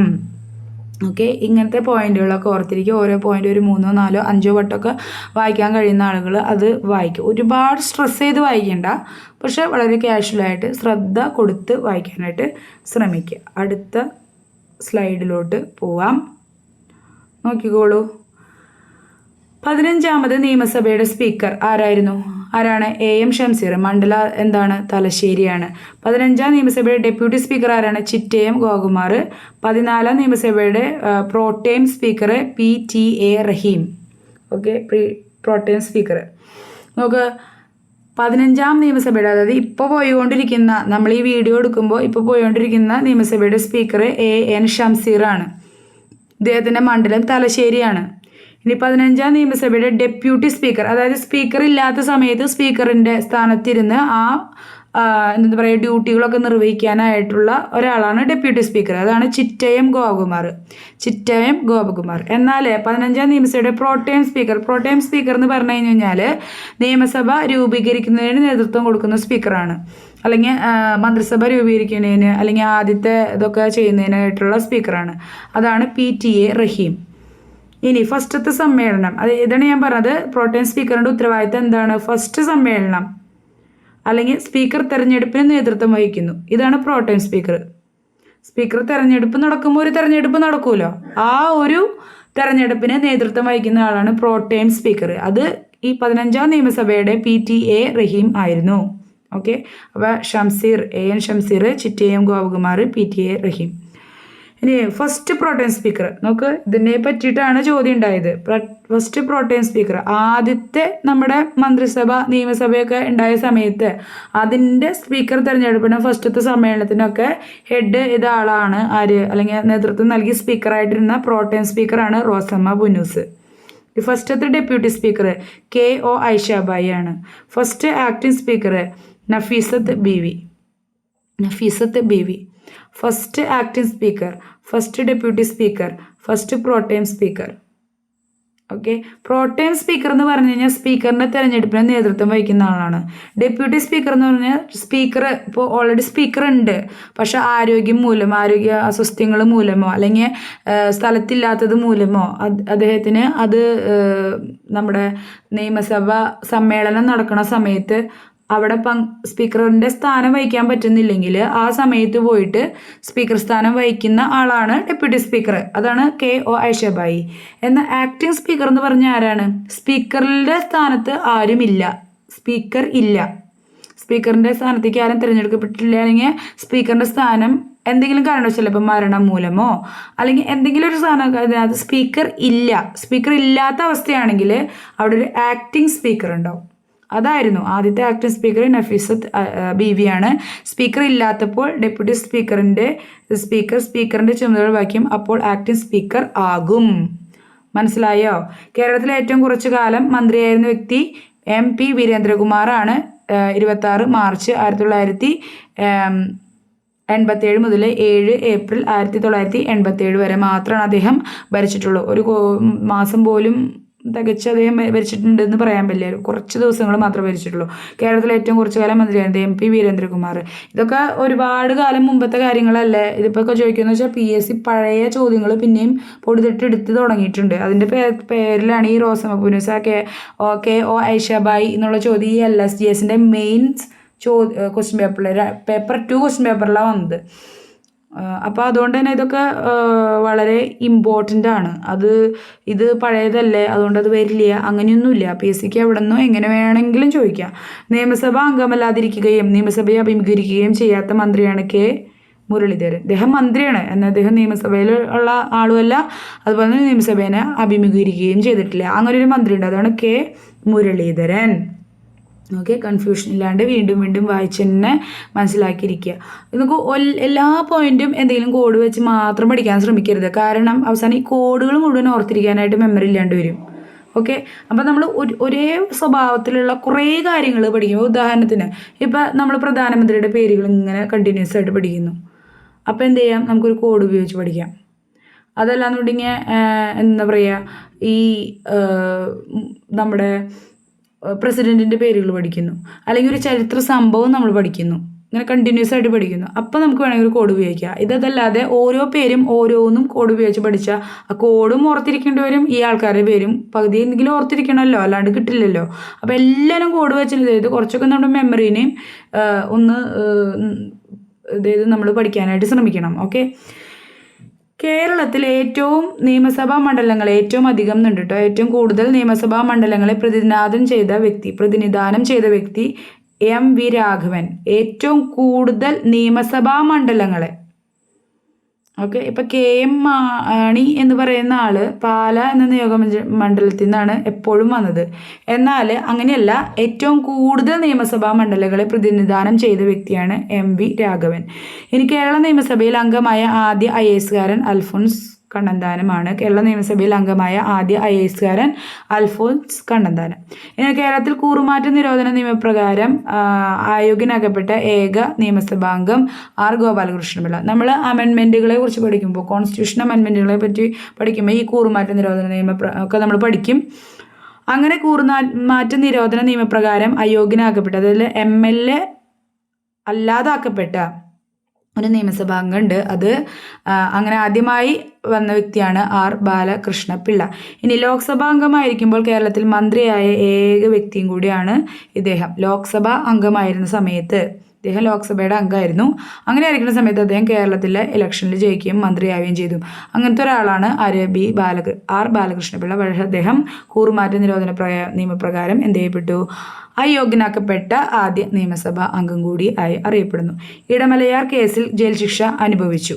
ഇദ്ദേഹം എന്ത് ചെയ്തു, ഇടമലയാർ കേസ് എന്ന് പറഞ്ഞൊരു പ്രമാദമായ കേസ് ഉണ്ടായിരുന്നു, അദ്ദേഹം ജയിൽ ശിക്ഷ അനുഭവിച്ചിട്ടുണ്ട്. ഇങ്ങനെ അതുപോലെ തന്നെ അയോഗ്യനാക്കപ്പെട്ട നിയമസഭാ സ്പീക്കറാണ് വർക്കല രാധാകൃഷ്ണൻ എന്ന് പറഞ്ഞ ആള്. ഓക്കെ, ഇതുപോലെ തന്നെ അയോഗ്യനാക്കപ്പെട്ട നിയമസഭാ സ്പീക്കറാണ് വർക്കല രാധാകൃഷ്ണൻ. ഇദ്ദേഹത്തിൻ്റെ ആത്മകഥയാണ് എന്ത്, പ്രിസണർ 5990, 2021 മെയ് 3 അന്തരിക്കുകയും ചെയ്തു. ആര്, ആർ ബാലകൃഷ്ണപിള്ള. ഓക്കെ, ഇങ്ങനെയുള്ള കാര്യങ്ങളൊക്കെ പഠിച്ചു വയ്ക്കുക. ഞാൻ വേഗം വായിച്ച് പോവാണ് എന്ന് നിങ്ങൾക്ക് തോന്നും, പക്ഷെ ഞാൻ ഒരുപാട് ഇരുന്ന് ഈ പറഞ്ഞ പോയിന്റ് തന്നെ പറഞ്ഞിട്ട് കാര്യമില്ല. നിങ്ങൾ മനസ്സിരുത്തി 2-3 വട്ടം ഒന്ന് വായിച്ചു കഴിഞ്ഞ് കഴിഞ്ഞാൽ നിങ്ങളുടെ മനസ്സിൽ കുറച്ചും കൂടിയും ഇതേയും പോസ് ചെയ്യുക, വായിക്കുക, വായിച്ചതിന് ശേഷം മാത്രം മുന്നോട്ട് പോവുക. ഓക്കെ, ഇനി നമ്മൾക്ക് പ്രധാനമായിട്ട് പഠിക്കേണ്ട 2-3 വ്യക്തികളുണ്ട്. അതിനകത്ത് ഒന്നാമത്തെ ആളാണ് KM മാണി. കേരളത്തിലെ ഏറ്റവും കൂടുതൽ കാലം മന്ത്രിസഭാ സ്ഥാനം വഹിച്ച വ്യക്തിയാണ്. മന്ത്രിസ്ഥാനം വഹിച്ച വ്യക്തിയാണ് ആര്, KM മാണി. ഏറ്റവും കൂടുതൽ കാലം നിയമസഭാ അംഗം. നമുക്കറിയാം, നിയമസഭ എന്ന് പറഞ്ഞാൽ എന്താ, MLA ആയിട്ട് തിരഞ്ഞെടുക്കപ്പെട്ട എല്ലാവരും നിയമസഭയിൽ അംഗമാണ്. മന്ത്രിസഭ എന്ന് പറഞ്ഞാൽ എന്താ, ഭരണപക്ഷത്തിരിക്കുന്ന ആളുകൾ അല്ലെങ്കിൽ മുഖ്യമന്ത്രിയുടെ കീഴിലുള്ള മറ്റു മുഖ്യമന്ത്രിമാർ, ഉപമുഖ്യമന്ത്രിമാർ ഒക്കെ ചേർന്നതാണ് എന്ത്, മന്ത്രിസഭ എന്ന് പറയുന്നത്. അതുപോലെ ഏറ്റവും കൂടുതൽ കാലം മന്ത്രിസ്ഥാനം വഹിച്ച വ്യക്തിയും KM മാണിയാണ്. ഏറ്റവും കൂടുതൽ കാലം നിയമസഭാ അംഗം, അതായത് ഒരു MLA പദവി വഹിച്ച വ്യക്തിയും KM മാണിയാണ്. അതായത് KM മാണി ജയിച്ച് കയറി ചെന്ന എല്ലാ വർഷവും അദ്ദേഹം മന്ത്രിയായിട്ടില്ല. അദ്ദേഹം ഒരു MLA ആയിട്ട് മാത്രം ഇരുന്ന വ്യക്തി ആയാലും അദ്ദേഹം ഏറ്റവും കൂടുതൽ കാലം ഇരുന്ന ആൾ KM മാണിയാണ്. ഏറ്റവും കൂടുതൽ കാലം മന്ത്രിസ്ഥാനം വഹിച്ച വ്യക്തിയും എന്താണ്, KM മാണി തന്നെയാണ്. ഏറ്റവും കൂടുതൽ മന്ത്രിസഭകളിൽ അംഗമായിരുന്ന വ്യക്തി, ഏറ്റവും കൂടുതൽ മന്ത്രിസഭകളിൽ അംഗമായിരുന്ന വ്യക്തി, നിയമസഭാ അംഗമായിരുന്നു ഏറ്റവും കൂടുതൽ കാലം, എന്നാൽ ഏറ്റവും കൂടുതൽ മന്ത്രിസഭകളിൽ അംഗമായിരുന്ന വ്യക്തി KM മാണി തന്നെയാണ്. ഏറ്റവും കൂടുതൽ ബഡ്ജറ്റ് അവതരിപ്പിച്ചു. ഏറ്റവും കൂടുതൽ കാലം ധനവകുപ്പും നിയമവകുപ്പും കൈകാര്യം ചെയ്തിട്ടുണ്ട്. ഏറ്റവും കൂടുതൽ കാലം ധനവകുപ്പും, ഏറ്റവും കൂടുതൽ ബഡ്ജറ്റ് അവതരിപ്പിച്ചു എന്ന് തന്നെ പറയുമ്പോൾ നമുക്കറിയാം ധനവകുപ്പ് ഏറ്റവും കൂടുതൽ കാലം അദ്ദേഹം കൈകാര്യം ചെയ്തിട്ടുണ്ട്. ഏറ്റവും കൂടുതൽ കാലം ധനവകുപ്പും നിയമവകുപ്പും കൈകാര്യം ചെയ്ത ആൾ KM മാണി എന്ന് പറയുന്ന MLA ആണ്. ഒരു നിയോജക മണ്ഡലത്തിൽ നിന്ന് ഏറ്റവും കൂടുതൽ ജയിച്ച ഒരേ ഒരു നിയോജക മണ്ഡലം, അതായത് പാലാ നിയോജക മണ്ഡലം എന്ന മണ്ഡലത്തിൽ നിന്ന്, അല്ലെങ്കിൽ ഒരു നിയോജക മണ്ഡലത്തിൽ നിന്ന് ഏറ്റവും കൂടുതൽ തവണ ജയിച്ച MLA ആണ് അദ്ദേഹം. ആര്, KM മാണി, പാലാ നിയോജക മണ്ഡലത്തിൽ നിന്ന്. കേരള നിയമസഭ സാമാജികൻ എന്ന നിലയിൽ 50 വർഷം പൂർത്തിയാക്കിയ അപൂർവ നേട്ടം കൈവരിച്ച വ്യക്തിയാണ്. നോക്കൂ, കേരളത്തിലെ നിയമസഭയിൽ അദ്ദേഹം 50 വർഷം, ഒരു ആയുസിൻ്റെ പകുതിയിൽ കൂടുതൽ, അദ്ദേഹം ജീവിച്ചതിൽ പകുതി കൂടുതൽ അദ്ദേഹം എന്തായിരുന്നു, നിയമസഭാംഗമായിരുന്നു. അതൊരു ഭയങ്കര അപൂർവ നേട്ടമാണ് ഒരു പൊതുപ്രവർത്തകനെ സംബന്ധിച്ചിടത്തോളം. അങ്ങനെ ഒരു നിയമസഭാ സാമാജികൻ എന്ന നിലയിൽ 50 വർഷം പൂർത്തിയാക്കിയെന്ന അപൂർവ നേട്ടം കൈവരിച്ച വ്യക്തിയും കൂടിയാണ് KM മാണി. ഓക്കെ, നമുക്കൊന്ന് മുന്നോട്ട് പോവാം. 2019 ഏപ്രിൽ 9 അദ്ദേഹം മരണമടയുണ്ടായിരുന്നു. കേരളത്തിൽ ലോട്ടറി ആരംഭിച്ച മന്ത്രി ആരാണ്, PK കുഞ്ഞാണ്. അപ്പോൾ നമ്മൾ KM മാണി സാറിനെ പറ്റി പറഞ്ഞു. ഇനി കേരളത്തിൽ ലോട്ടറി ആരംഭിച്ച മന്ത്രി PK കുഞ്ഞ്. ഫസ്റ്റത്തെ ലോട്ടറി വിൽപ്പന നടന്നത് 1967 നവംബർ 1. ഇതൊക്കെ ചോദിച്ചിട്ടുണ്ട് കേട്ടോ. ഫസ്റ്റത്തെ ലോട്ടറി, ഫസ്റ്റത്തെ അത് എന്ന് പറഞ്ഞിട്ട് കേരളത്തിൽ ഇഷ്ടം പോലെ ചോദിച്ചത്. നമ്മൾ കേരളത്തിൽ ആദ്യത്തേത് എന്ന് പറയുന്ന ഒരു സെഗ്മെൻറ്റ്, ഈ ഒരു സെഷൻ നമ്മൾ കേരള നവോത്ഥാനമൊക്കെ കഴിഞ്ഞ് കേരളത്തിലെ ചരിത്രം പൂർത്തിയായി കഴിഞ്ഞ് കഴിഞ്ഞപ്പോൾ നമ്മളൊരു സെഷൻ ചെയ്യണമെന്ന് വിചാരിക്കുന്നില്ലെങ്കിൽ അതിൻ്റെ ഇടയിൽ എപ്പോഴെങ്കിലും ഒന്ന് ചെയ്യണമെന്ന് വിചാരിക്കുന്നുണ്ട്. അപ്പോൾ നമ്മുടെ ചാനൽ എപ്പോഴും നിങ്ങൾ ഫോളോ ചെയ്യാനായിട്ട് ശ്രമിക്കുക. ഓക്കെ, ആദ്യം നറുക്കെടുപ്പ് നടക്കുന്നത് 1968 ജനുവരി 26 നോക്കൂ, ഇത് നമ്മുടെ കേരള പിറവി ദിനത്തിനാണ് ആദ്യത്തെ ലോട്ടറി വിൽപ്പന നടന്നത്, 1967 നവംബർ 1. അതിൻ്റെ ആദ്യത്തെ നറുക്കെടുപ്പ്. പിന്നെ വരുന്ന പ്രധാനപ്പെട്ട ഒരു സംഭവം നമ്മുടെ റിപ്പബ്ലിക് ഡേ ആണ് അല്ലേ. അപ്പോൾ 1968 ജനുവരി 26 എന്ത് നടന്നത്, നറുക്കെടുപ്പ് നടക്കുന്നത്. ഇനി ലക്ഷം വീട് പദ്ധതി ആവിഷ്കരിച്ച മന്ത്രി MN ഗോവിന്ദൻ നായർ. ഓക്കെ, ലക്ഷം വീട് പദ്ധതി ആരംഭിച്ച അല്ലെങ്കിൽ ആവിഷ്കരിച്ച മന്ത്രി MN ഗോവിന്ദൻ നായർ. ഇതിൻ്റെ ഉദ്ഘാടനം എവിടെയായിരുന്നു, കൊല്ലം ചടയമംഗലത്ത് ചിതറയിലായിരുന്നു 1972. ഇഷ്ടംപോലെ വട്ടം ചോദിച്ചിട്ടുണ്ട്. ലക്ഷം വീട് പദ്ധതി ആരംഭിച്ചത് ഏത് വർഷമാണ്, 1972 കൊല്ലം ചടയമംഗലത്ത് ചിതറയിലായിരുന്നു ഇതിൻ്റെ ഉദ്ഘാടനം. 14ാം നിയമസഭയിലെ പ്രതിപക്ഷ നേതാവ്, അതായത് തൊട്ട് മുന്നത്തെ മന്ത്രിസഭയിലെ പ്രതിപക്ഷ നേതാവ് രമേശ് ചെന്നിത്തല. ഓക്കെ, ഏറ്റവും പ്രായം കുറഞ്ഞ കേരള മന്ത്രിയും കൂടിയായിരുന്നു അദ്ദേഹം. ഏറ്റവും പ്രായം കുറഞ്ഞ കേരളത്തിലെ മുഖ്യമന്ത്രി ആരാന്ന് നമ്മൾ മുന്നേ പഠിച്ചിട്ടുണ്ട്, അതൊന്ന് കമൻറ്റ് ചെയ്തോളൂ. അപ്പോൾ പക്ഷേ ഏറ്റവും കുറഞ്ഞ പ്രായത്തിൽ കേരള മന്ത്രിയായ വ്യക്തി രമേശ് ചെന്നിത്തലയാണ് അദ്ദേഹം 14 നിയമസഭയിലെ പ്രതിപക്ഷ നേതാവാണ്. നമ്മുടെ ഇപ്പോഴത്തെ മന്ത്രിസഭയുടെ പ്രതിപക്ഷ നേതാവ് ആരാണ്? നമ്മൾ അധികമായി കണ്ട് ഈ വീഡിയോയിൽ തന്നെ പഠിക്കും. എന്നാൽ അറിയാവുന്നവരൊന്ന് കമൻറ്റ് ചെയ്യൂ കേട്ടോ. ഇനി നോക്ക്, അടുത്തൊരു പ്രധാനപ്പെട്ട വ്യക്തി നോക്കൂ, ഗൗരിയമ്മ, KR ഗൗരിയമ്മ. ഏറ്റവും കൂടുതൽ നിയമസഭകളിൽ അംഗമായ കേരള വനിത. ഏറ്റവും കൂടുതൽ കാലം നിയമസഭാംഗമായ വ്യക്തി KM മാണിയാണ്. എന്നാൽ അത് വനിത എന്ന് എടുത്തു ചോദിക്കുമ്പോൾ അതാരാണ്? KR ഗൗരിയമ്മ. 1968 തിരുവിതാംകൂറിൽ നടന്ന പ്രഥമ തെരഞ്ഞെടുപ്പ് മുതൽ 2011 തെരഞ്ഞെടുപ്പ് വരെയുള്ള എല്ലാ നിയമസഭാ പൊതു തെരഞ്ഞെടുപ്പിലും മത്സരിച്ച ഏക വ്യക്തി. ഇദ്ദേഹം ഗൗരിയമ്മ ജയിച്ചോ തോറ്റോ എന്നുള്ളതല്ല, 1948 മുതൽ 2011 നടന്ന എല്ലാ തെരഞ്ഞെടുപ്പിലും പങ്കെടുത്ത അല്ലെങ്കിൽ മത്സരിച്ച വ്യക്തിയാണ് KR ഗൗരിയമ്മ. 1948, 1977, 2006, 2011 വർഷങ്ങളിൽ അദ്ദേഹം ഒഴികെ ബാക്കി എല്ലാ വർഷവും KR ഗൗരിയമ്മ ജയിച്ചിട്ടുണ്ട്. വളരെ വളരെ സ്തുത്യർഹമായൊരു നേട്ടമാണ് അതല്ലേ? കേരളത്തിലൊരു വനിത, ഒരു സ്ത്രീ എന്ന നിലയിലും ഒക്കെ അല്ലേ? 1948, 1977, 2006, 2011 ഒഴികെ ബാക്കി എല്ലാ വർഷവും അദ്ദേഹം എന്ത് ചെയ്തിട്ടുണ്ട്? അവർ ജയിച്ചിട്ടുണ്ട്. KR ഗൗരിയമ്മ ജയിച്ചിട്ടുണ്ട്. ഫസ്റ്റ് മന്ത്രിസഭയിലെ റവന്യൂ മന്ത്രിയായിരുന്നു. വെറും ഒരു MLA ആയിരുന്നില്ല, റവന്യൂ മന്ത്രിയായിരുന്നു KR ഗൗരിയമ്മ. എക്സൈസ് മന്ത്രിയായിരുന്നു. ഫസ്റ്റ് മന്ത്രിസഭയിലെ റവന്യൂ മന്ത്രി, എക്സൈസ് മന്ത്രി. ഓക്കെ. ഏറ്റവും കൂടുതൽ കാലം മന്ത്രിയായിരുന്ന കേരള വനിതയായിരുന്നു KR ഗൗരിയമ്മ. ഏറ്റവും കൂടുതൽ കാലം മന്ത്രിയായിരുന്ന വ്യക്തി KM മാണിയാണ്. മന്ത്രിയായിരുന്ന കേരള വനിത ആരാണ്? KR ഗൗരിയമ്മയാണ്. പ്രായം കൂടിയ വനിതാ മന്ത്രിയായിരുന്നതും അദ്ദേഹം തന്നെയാണ്, KR ഗൗരിയമ്മ തന്നെയാണ്. 1-ാം നിയമസഭയിൽ കർഷക ബന്ധ ബില്ല് അവതരിപ്പിച്ചു. നോക്കൂ, ഈ കർഷക ബില്ല്, എഡ്യൂക്കേഷൻ, വിദ്യാഭ്യാസ ബില്ലൊക്കെയാണ്, അതുപോലെ തന്നെ ഭൂമിയെ പറ്റിയിട്ടുള്ള ബില്ല്, ഇതൊക്കെയാണ് പിന്നീട് വിമോചന സമരത്തിലേക്കൊക്കെ പോയത് അല്ലേ? അപ്പോൾ 1-ാം നിയമസഭയിൽ കർഷക ബന്ധ ബില്ല് അവതരിപ്പിച്ചത് KR ഗൗരിയമ്മയാണ്. നിയമബിരുദം കരസ്ഥമാക്കിയ കേരളത്തിലെ ആദ്യ ഈഴവ പെൺകുട്ടി ആരാണ്? KR ഗൗരിയമ്മ. ചില്ലറക്കാരിയൊന്നുമല്ല. നിയമബിരുദം ഏത് കാലത്ത്? ആ കാലത്ത് തന്നെ 1950 മുന്നേ തന്നെ നിയമബിരുദം കരസ്ഥമാക്കിയ കേരളത്തിലെ ആദ്യ ഈഴവ പെൺകുട്ടി. ഇനി ഭൂപരിഷ്കരണ, ഭൂ തെറ്റാണ്, ഈ ഭൂവാണ്. ഓക്കെ. ഭൂപരിഷ്കരണ ബില്ല് അവതരിപ്പിച്ചു. ഓക്കെ. ഈ ഭൂപരിഷ്കരണ ബില്ലൊക്കെയാണ് വിമോചന സമരം എന്ന രീതിയിൽ പിന്നീടുണ്ടായത് കേട്ടോ. കമ്മ്യൂണിസ്റ്റ് പാർട്ടിയിൽ നിന്ന് പുറത്തു വന്ന ശേഷം ജനാധിപത്യ സംരക്ഷണ സമിതി JSS സ്ഥാപിച്ചു. അപ്പോൾ ഒരു സമയം കഴിഞ്ഞ് കഴിഞ്ഞപ്പോൾ KR ഗൗരിയമ്മ കമ്മ്യൂണിസ്റ്റ് പാർട്ടിയിൽ നിന്ന് പുറത്തു വന്നിട്ട് ജനാധിപത്യ സംരക്ഷണ സമിതി JSS സ്ഥാപിച്ചു. 2021 മെയ് 11 അവർ അന്തരിക്കുകയുണ്ടായി. ഇതൊക്കെ നമുക്ക് ഓർമ്മയുണ്ടാവും. നമ്മൾ PSC ഇപ്പോൾ പഠിക്കുന്ന ആൾക്കാരൊക്കെ ആണെങ്കിൽ നമുക്ക് തീർച്ചയായും ഇതൊക്കെ വാർത്തയിൽ കണ്ടതൊക്കെ ഓർമ്മയുണ്ടാവും. നമുക്ക് അടുത്ത സ്ഥലത്തേക്ക് പോവാം. അടുത്തത് നോക്കൂ, മറ്റൊരു വനിതയാണ് റോസമ്മ പുന്നൂസ്. ആരായിരുന്നു റോസമ്മ പുന്നൂസ്? നമ്മളിപ്പോൾ കുറച്ച് നേരത്തെ പഠിച്ചല്ലോ. കേരളത്തിലെ ആദ്യത്തെ ഡെപ്യൂട്ടി സ്പീക്കർ ആയിരുന്നില്ലേ? ഡെപ്യൂട്ടി സ്പീക്കർ അല്ലായിരുന്നോ? നമ്മളിവിടെ പഠിച്ചല്ലോ കുറച്ച് നേരത്തെ. പ്രോട്ടൈം സ്പീക്കർ ആയിരുന്നു, സോറി. ഡെപ്യൂട്ടി സ്പീക്കർ കണ്ടോ, ഇങ്ങനെ നമ്മൾ എത്ര പഠിച്ചാലും നമുക്ക് ഇങ്ങനെ കൺഫ്യൂഷൻ വരും. Protem speaker Rosamma Punnoose, deputy speaker KO Aishabai, acting speaker Nafeesath Beevi. Okay. നമുക്ക് റോസമ്മ പുന്നൂസിൻ്റെ അടുത്തേക്ക് തിരിച്ചു പോകാം. ഓക്കെ. അപ്പോൾ റോസമ്മ പുന്നൂസ് ആരായിരുന്നു? കേരളത്തിലെ ആദ്യത്തെ എന്ത് സ്പീക്കറാണ്? Protem speaker. ഈ പ്രോട്ടൈം സ്പീക്കർ എന്ന് പറഞ്ഞാൽ ആരാണ്? സ്പീക്കറിൻ്റെ തെരഞ്ഞെടുപ്പിന് നേതൃത്വം അല്ലെങ്കിൽ അധ്യക്ഷനായിരിക്കുന്ന സ്പീക്കറാണ് ആര്? Pro tem speaker. ഓക്കെ. കേരളത്തിൽ കോടതി വിധിയിലൂടെ നിയമസഭാംഗത്വം നഷ്ടപ്പെട്ട ആദ്യത്തെ MLA ആരാണ്? റോസമ്മ പുന്നൂസ്. കേരളത്തിൽ കോടതി വിധിയിലൂടെ നിയമസഭാംഗത്വം നഷ്ടപ്പെട്ട ആദ്യ MLA. 1-ാം നിയമസഭയിലേക്ക് തിരഞ്ഞെടുക്കപ്പെട്ട മണ്ഡലം ദേവികുളമാണ്. അപ്പോൾ റോസമ്മ പുന്നൂസ് ആദ്യ നിയമസഭയിലെ അംഗമായിരുന്നാൽ മാത്രമേ ഈ പ്രോട്ടോം സ്പീക്കറൊക്കെ ആവാൻ പറ്റുള്ളൂ. അത് തിരഞ്ഞെടുക്കപ്പെട്ട മണ്ഡലമാണ് ദേവികുളം. ഓക്കെ. ദേവികുളം ഏത് ജില്ലയിലാണ്? ദേവികുളത്തിന് ഒരുപാട് സവിശേഷതകളുണ്ടല്ലേ? നമ്മൾ കേരളത്തെ പറ്റി പഠിക്കുമ്പോൾ ദേവികുളം താലൂക്ക് അല്ലെങ്കിൽ ദേവികുളം സ്ഥലം പഠിക്കും. ഇനി കേരളത്തിൽ ഉപതെരഞ്ഞെടുപ്പിലൂടെ ആദ്യമായി നിയമസഭാംഗമായ വ്യക്തിയാണ് അദ്ദേഹം.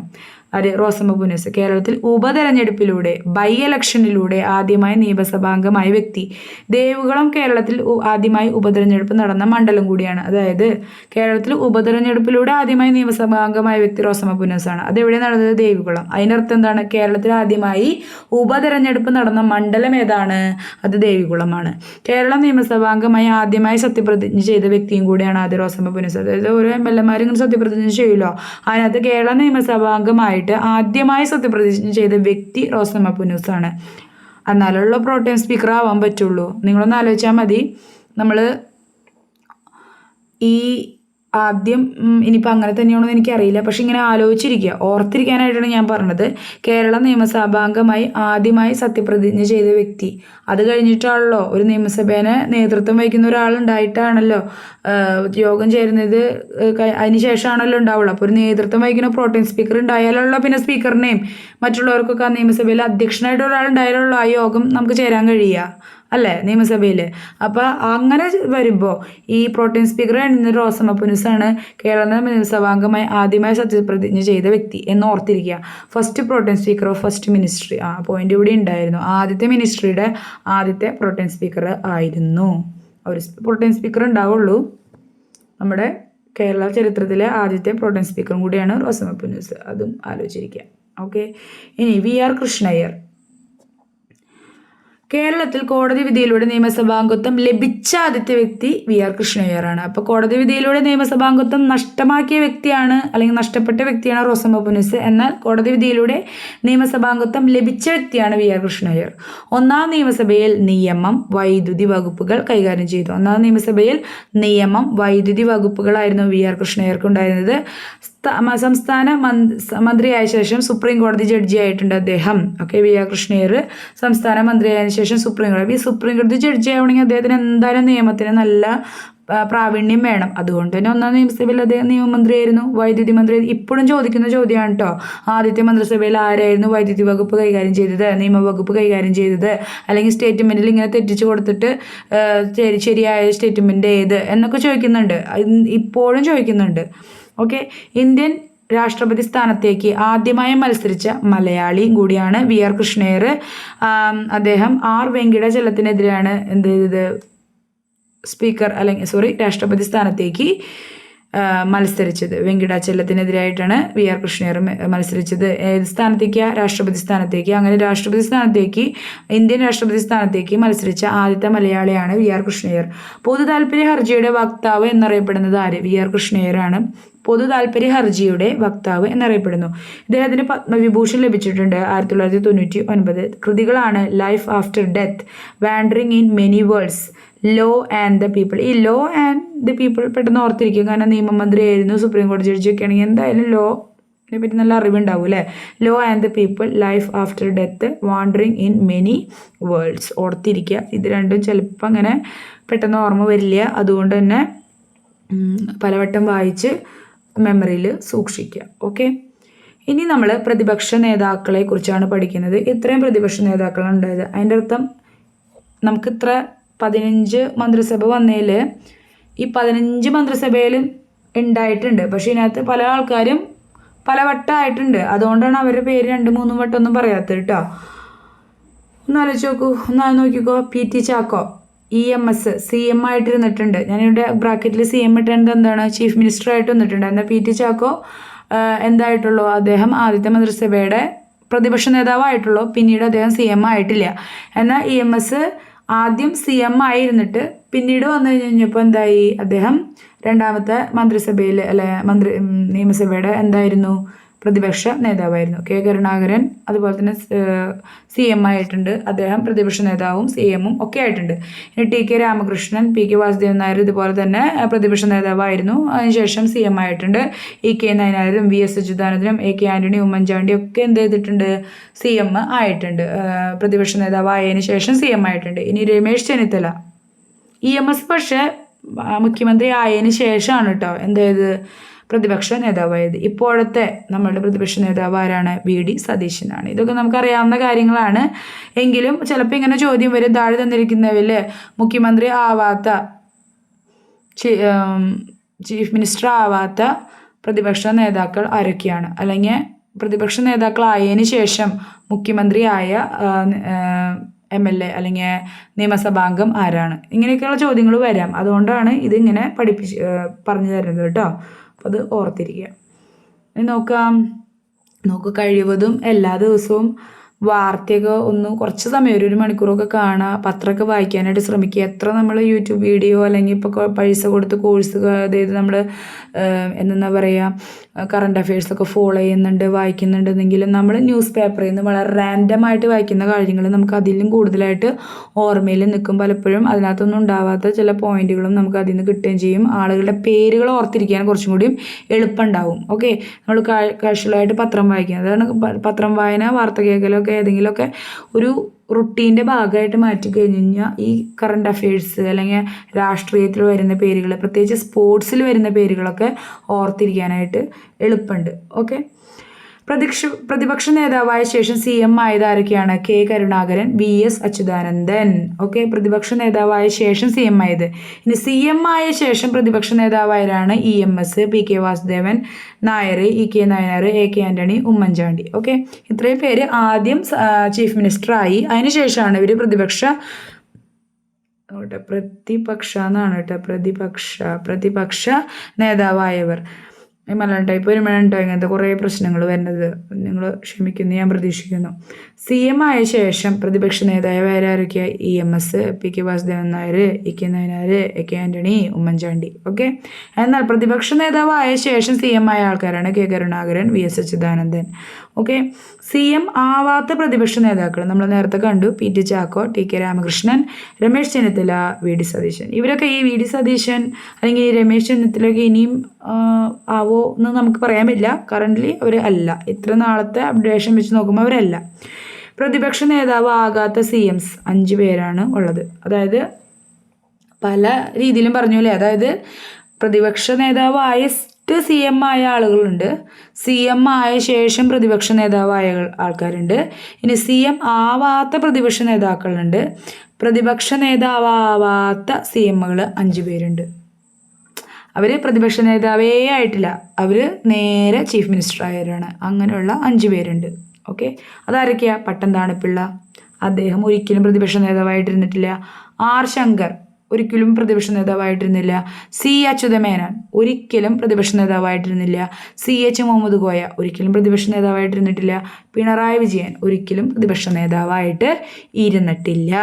എന്നാൽ അവർ എന്ത് ചെയ്തു? CM ആയിട്ടുണ്ട്. അങ്ങനത്തെ 5 പേരുണ്ട്, അത് ആലോചിച്ചിരുന്നുള്ളൂ. ഫസ്റ്റ് പ്രതിപക്ഷ നേതാവ് PT ചാക്കോ, നമ്മൾ പല ടൈപ്പ് കേൾക്കുന്നു.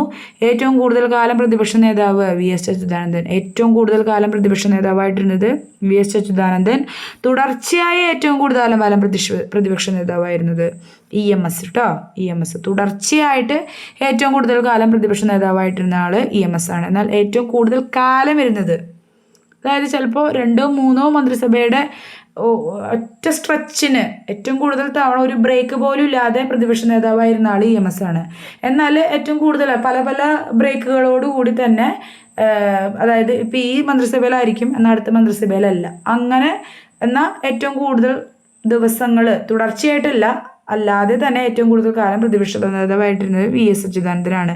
ഏറ്റവും കൂടുതൽ കാലം തുടർച്ചയായിട്ട്, ഇതാണ് നമ്മൾ ശ്രദ്ധിക്കേണ്ടത്, തുടർച്ചയായി പ്രതിപക്ഷ നേതാവായിരുന്നത് EMS ആണ്.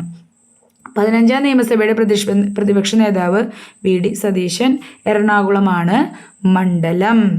ഓക്കെ, നമുക്ക് നോക്കാം അടുത്ത സ്ലൈഡ്. ഇന്ത്യൻ ലോക്സഭയിൽ പ്രതിപക്ഷ നേതാവായ 2 മലയാളികളാണുള്ളത്. ഓക്കെ, ഇന്ത്യൻ ലോക്സഭയിൽ പ്രതിപക്ഷ നേതാവായ 2 മലയാളികൾ. AK ഗോപാലൻ ആദ്യ അനൗദ്യോഗിക പ്രതിപക്ഷ നേതാവാണ്. 1952 അനൗദ്യോഗിക പ്രതിപക്ഷ നേതാവായിരുന്നു ആര്? AK ഗോപാലൻ. AKG എന്ന് വിളിക്കും അല്ലേ, AK ഗോപാലൻ. ഇനി CM സ്റ്റീഫൻ ഔദ്യോഗികമായ ലോക്സഭയുടെ പ്രതിപക്ഷ നേതാവായ ഒരേ ഒരു മലയാളിയേ ഉള്ളൂ, അത് ഈ CM സ്റ്റീഫനാണ്. ഇങ്ങനെ എടുത്തു ചോദിക്കണം, ഔദ്യോഗികമായ ലോക്സഭയുടെ പ്രതിപക്ഷ നേതാവായ ഒരേ ഒരു മലയാളി CM സ്റ്റീഫനാണ് എന്ന് പറഞ്ഞാൽ ശരിയാണ്. കേരള നിയമസഭയിൽ ഏറ്റവും കുറഞ്ഞ പ്രായത്തിൽ നിയമസഭാംഗമായത് മാത്യു T. തോമസ് ആണ്. 8ാം നിയമസഭയിൽ വെറും 25 വയസ്സുള്ളപ്പോൾ അദ്ദേഹം കേരള നിയമസഭയിൽ അംഗമാണ്. എന്നാൽ മുഖ്യമന്ത്രിയായ ഏറ്റവും പ്രായം കുറഞ്ഞ വ്യക്തിയൊക്കെ നമ്മളിപ്പോൾ പഠിച്ചു, അറിയുന്നവർക്ക് കമൻറ്റ് ചെയ്യാം. കേരള നിയമസഭയിൽ ഏറ്റവും കുറഞ്ഞ പ്രായത്തിൽ ഏറ്റവും കുറഞ്ഞ പ്രായത്തിൽ CM ആയത് ആരാണ്? അത് AK ആൻ്റണിയാണ്. നമ്മൾ ഈ ഇതിനകത്ത് തന്നെ പഠിച്ചു. ഏറ്റവും കുറഞ്ഞ പ്രായത്തിൽ മന്ത്രിയായതും ആരാന്ന് നമ്മൾ ഇതിനകത്ത് പഠിച്ചിട്ടുണ്ട്. നിങ്ങളൊന്ന് ഓർമ്മയുണ്ടെങ്കിൽ പറഞ്ഞോ. മാത്യു T തോമസ് 8ാം നിയമസഭയിൽ 25ാമത്തെ വയസ്സിൽ അദ്ദേഹം എന്ത് ചെയ്തു? നിയമസഭയിൽ അംഗമായിട്ടുണ്ട്.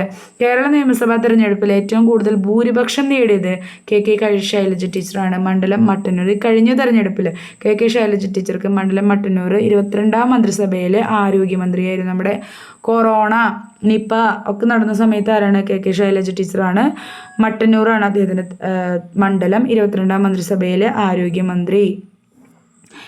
22ാം മന്ത്രിസഭയാണ്, അതറിയാലോ.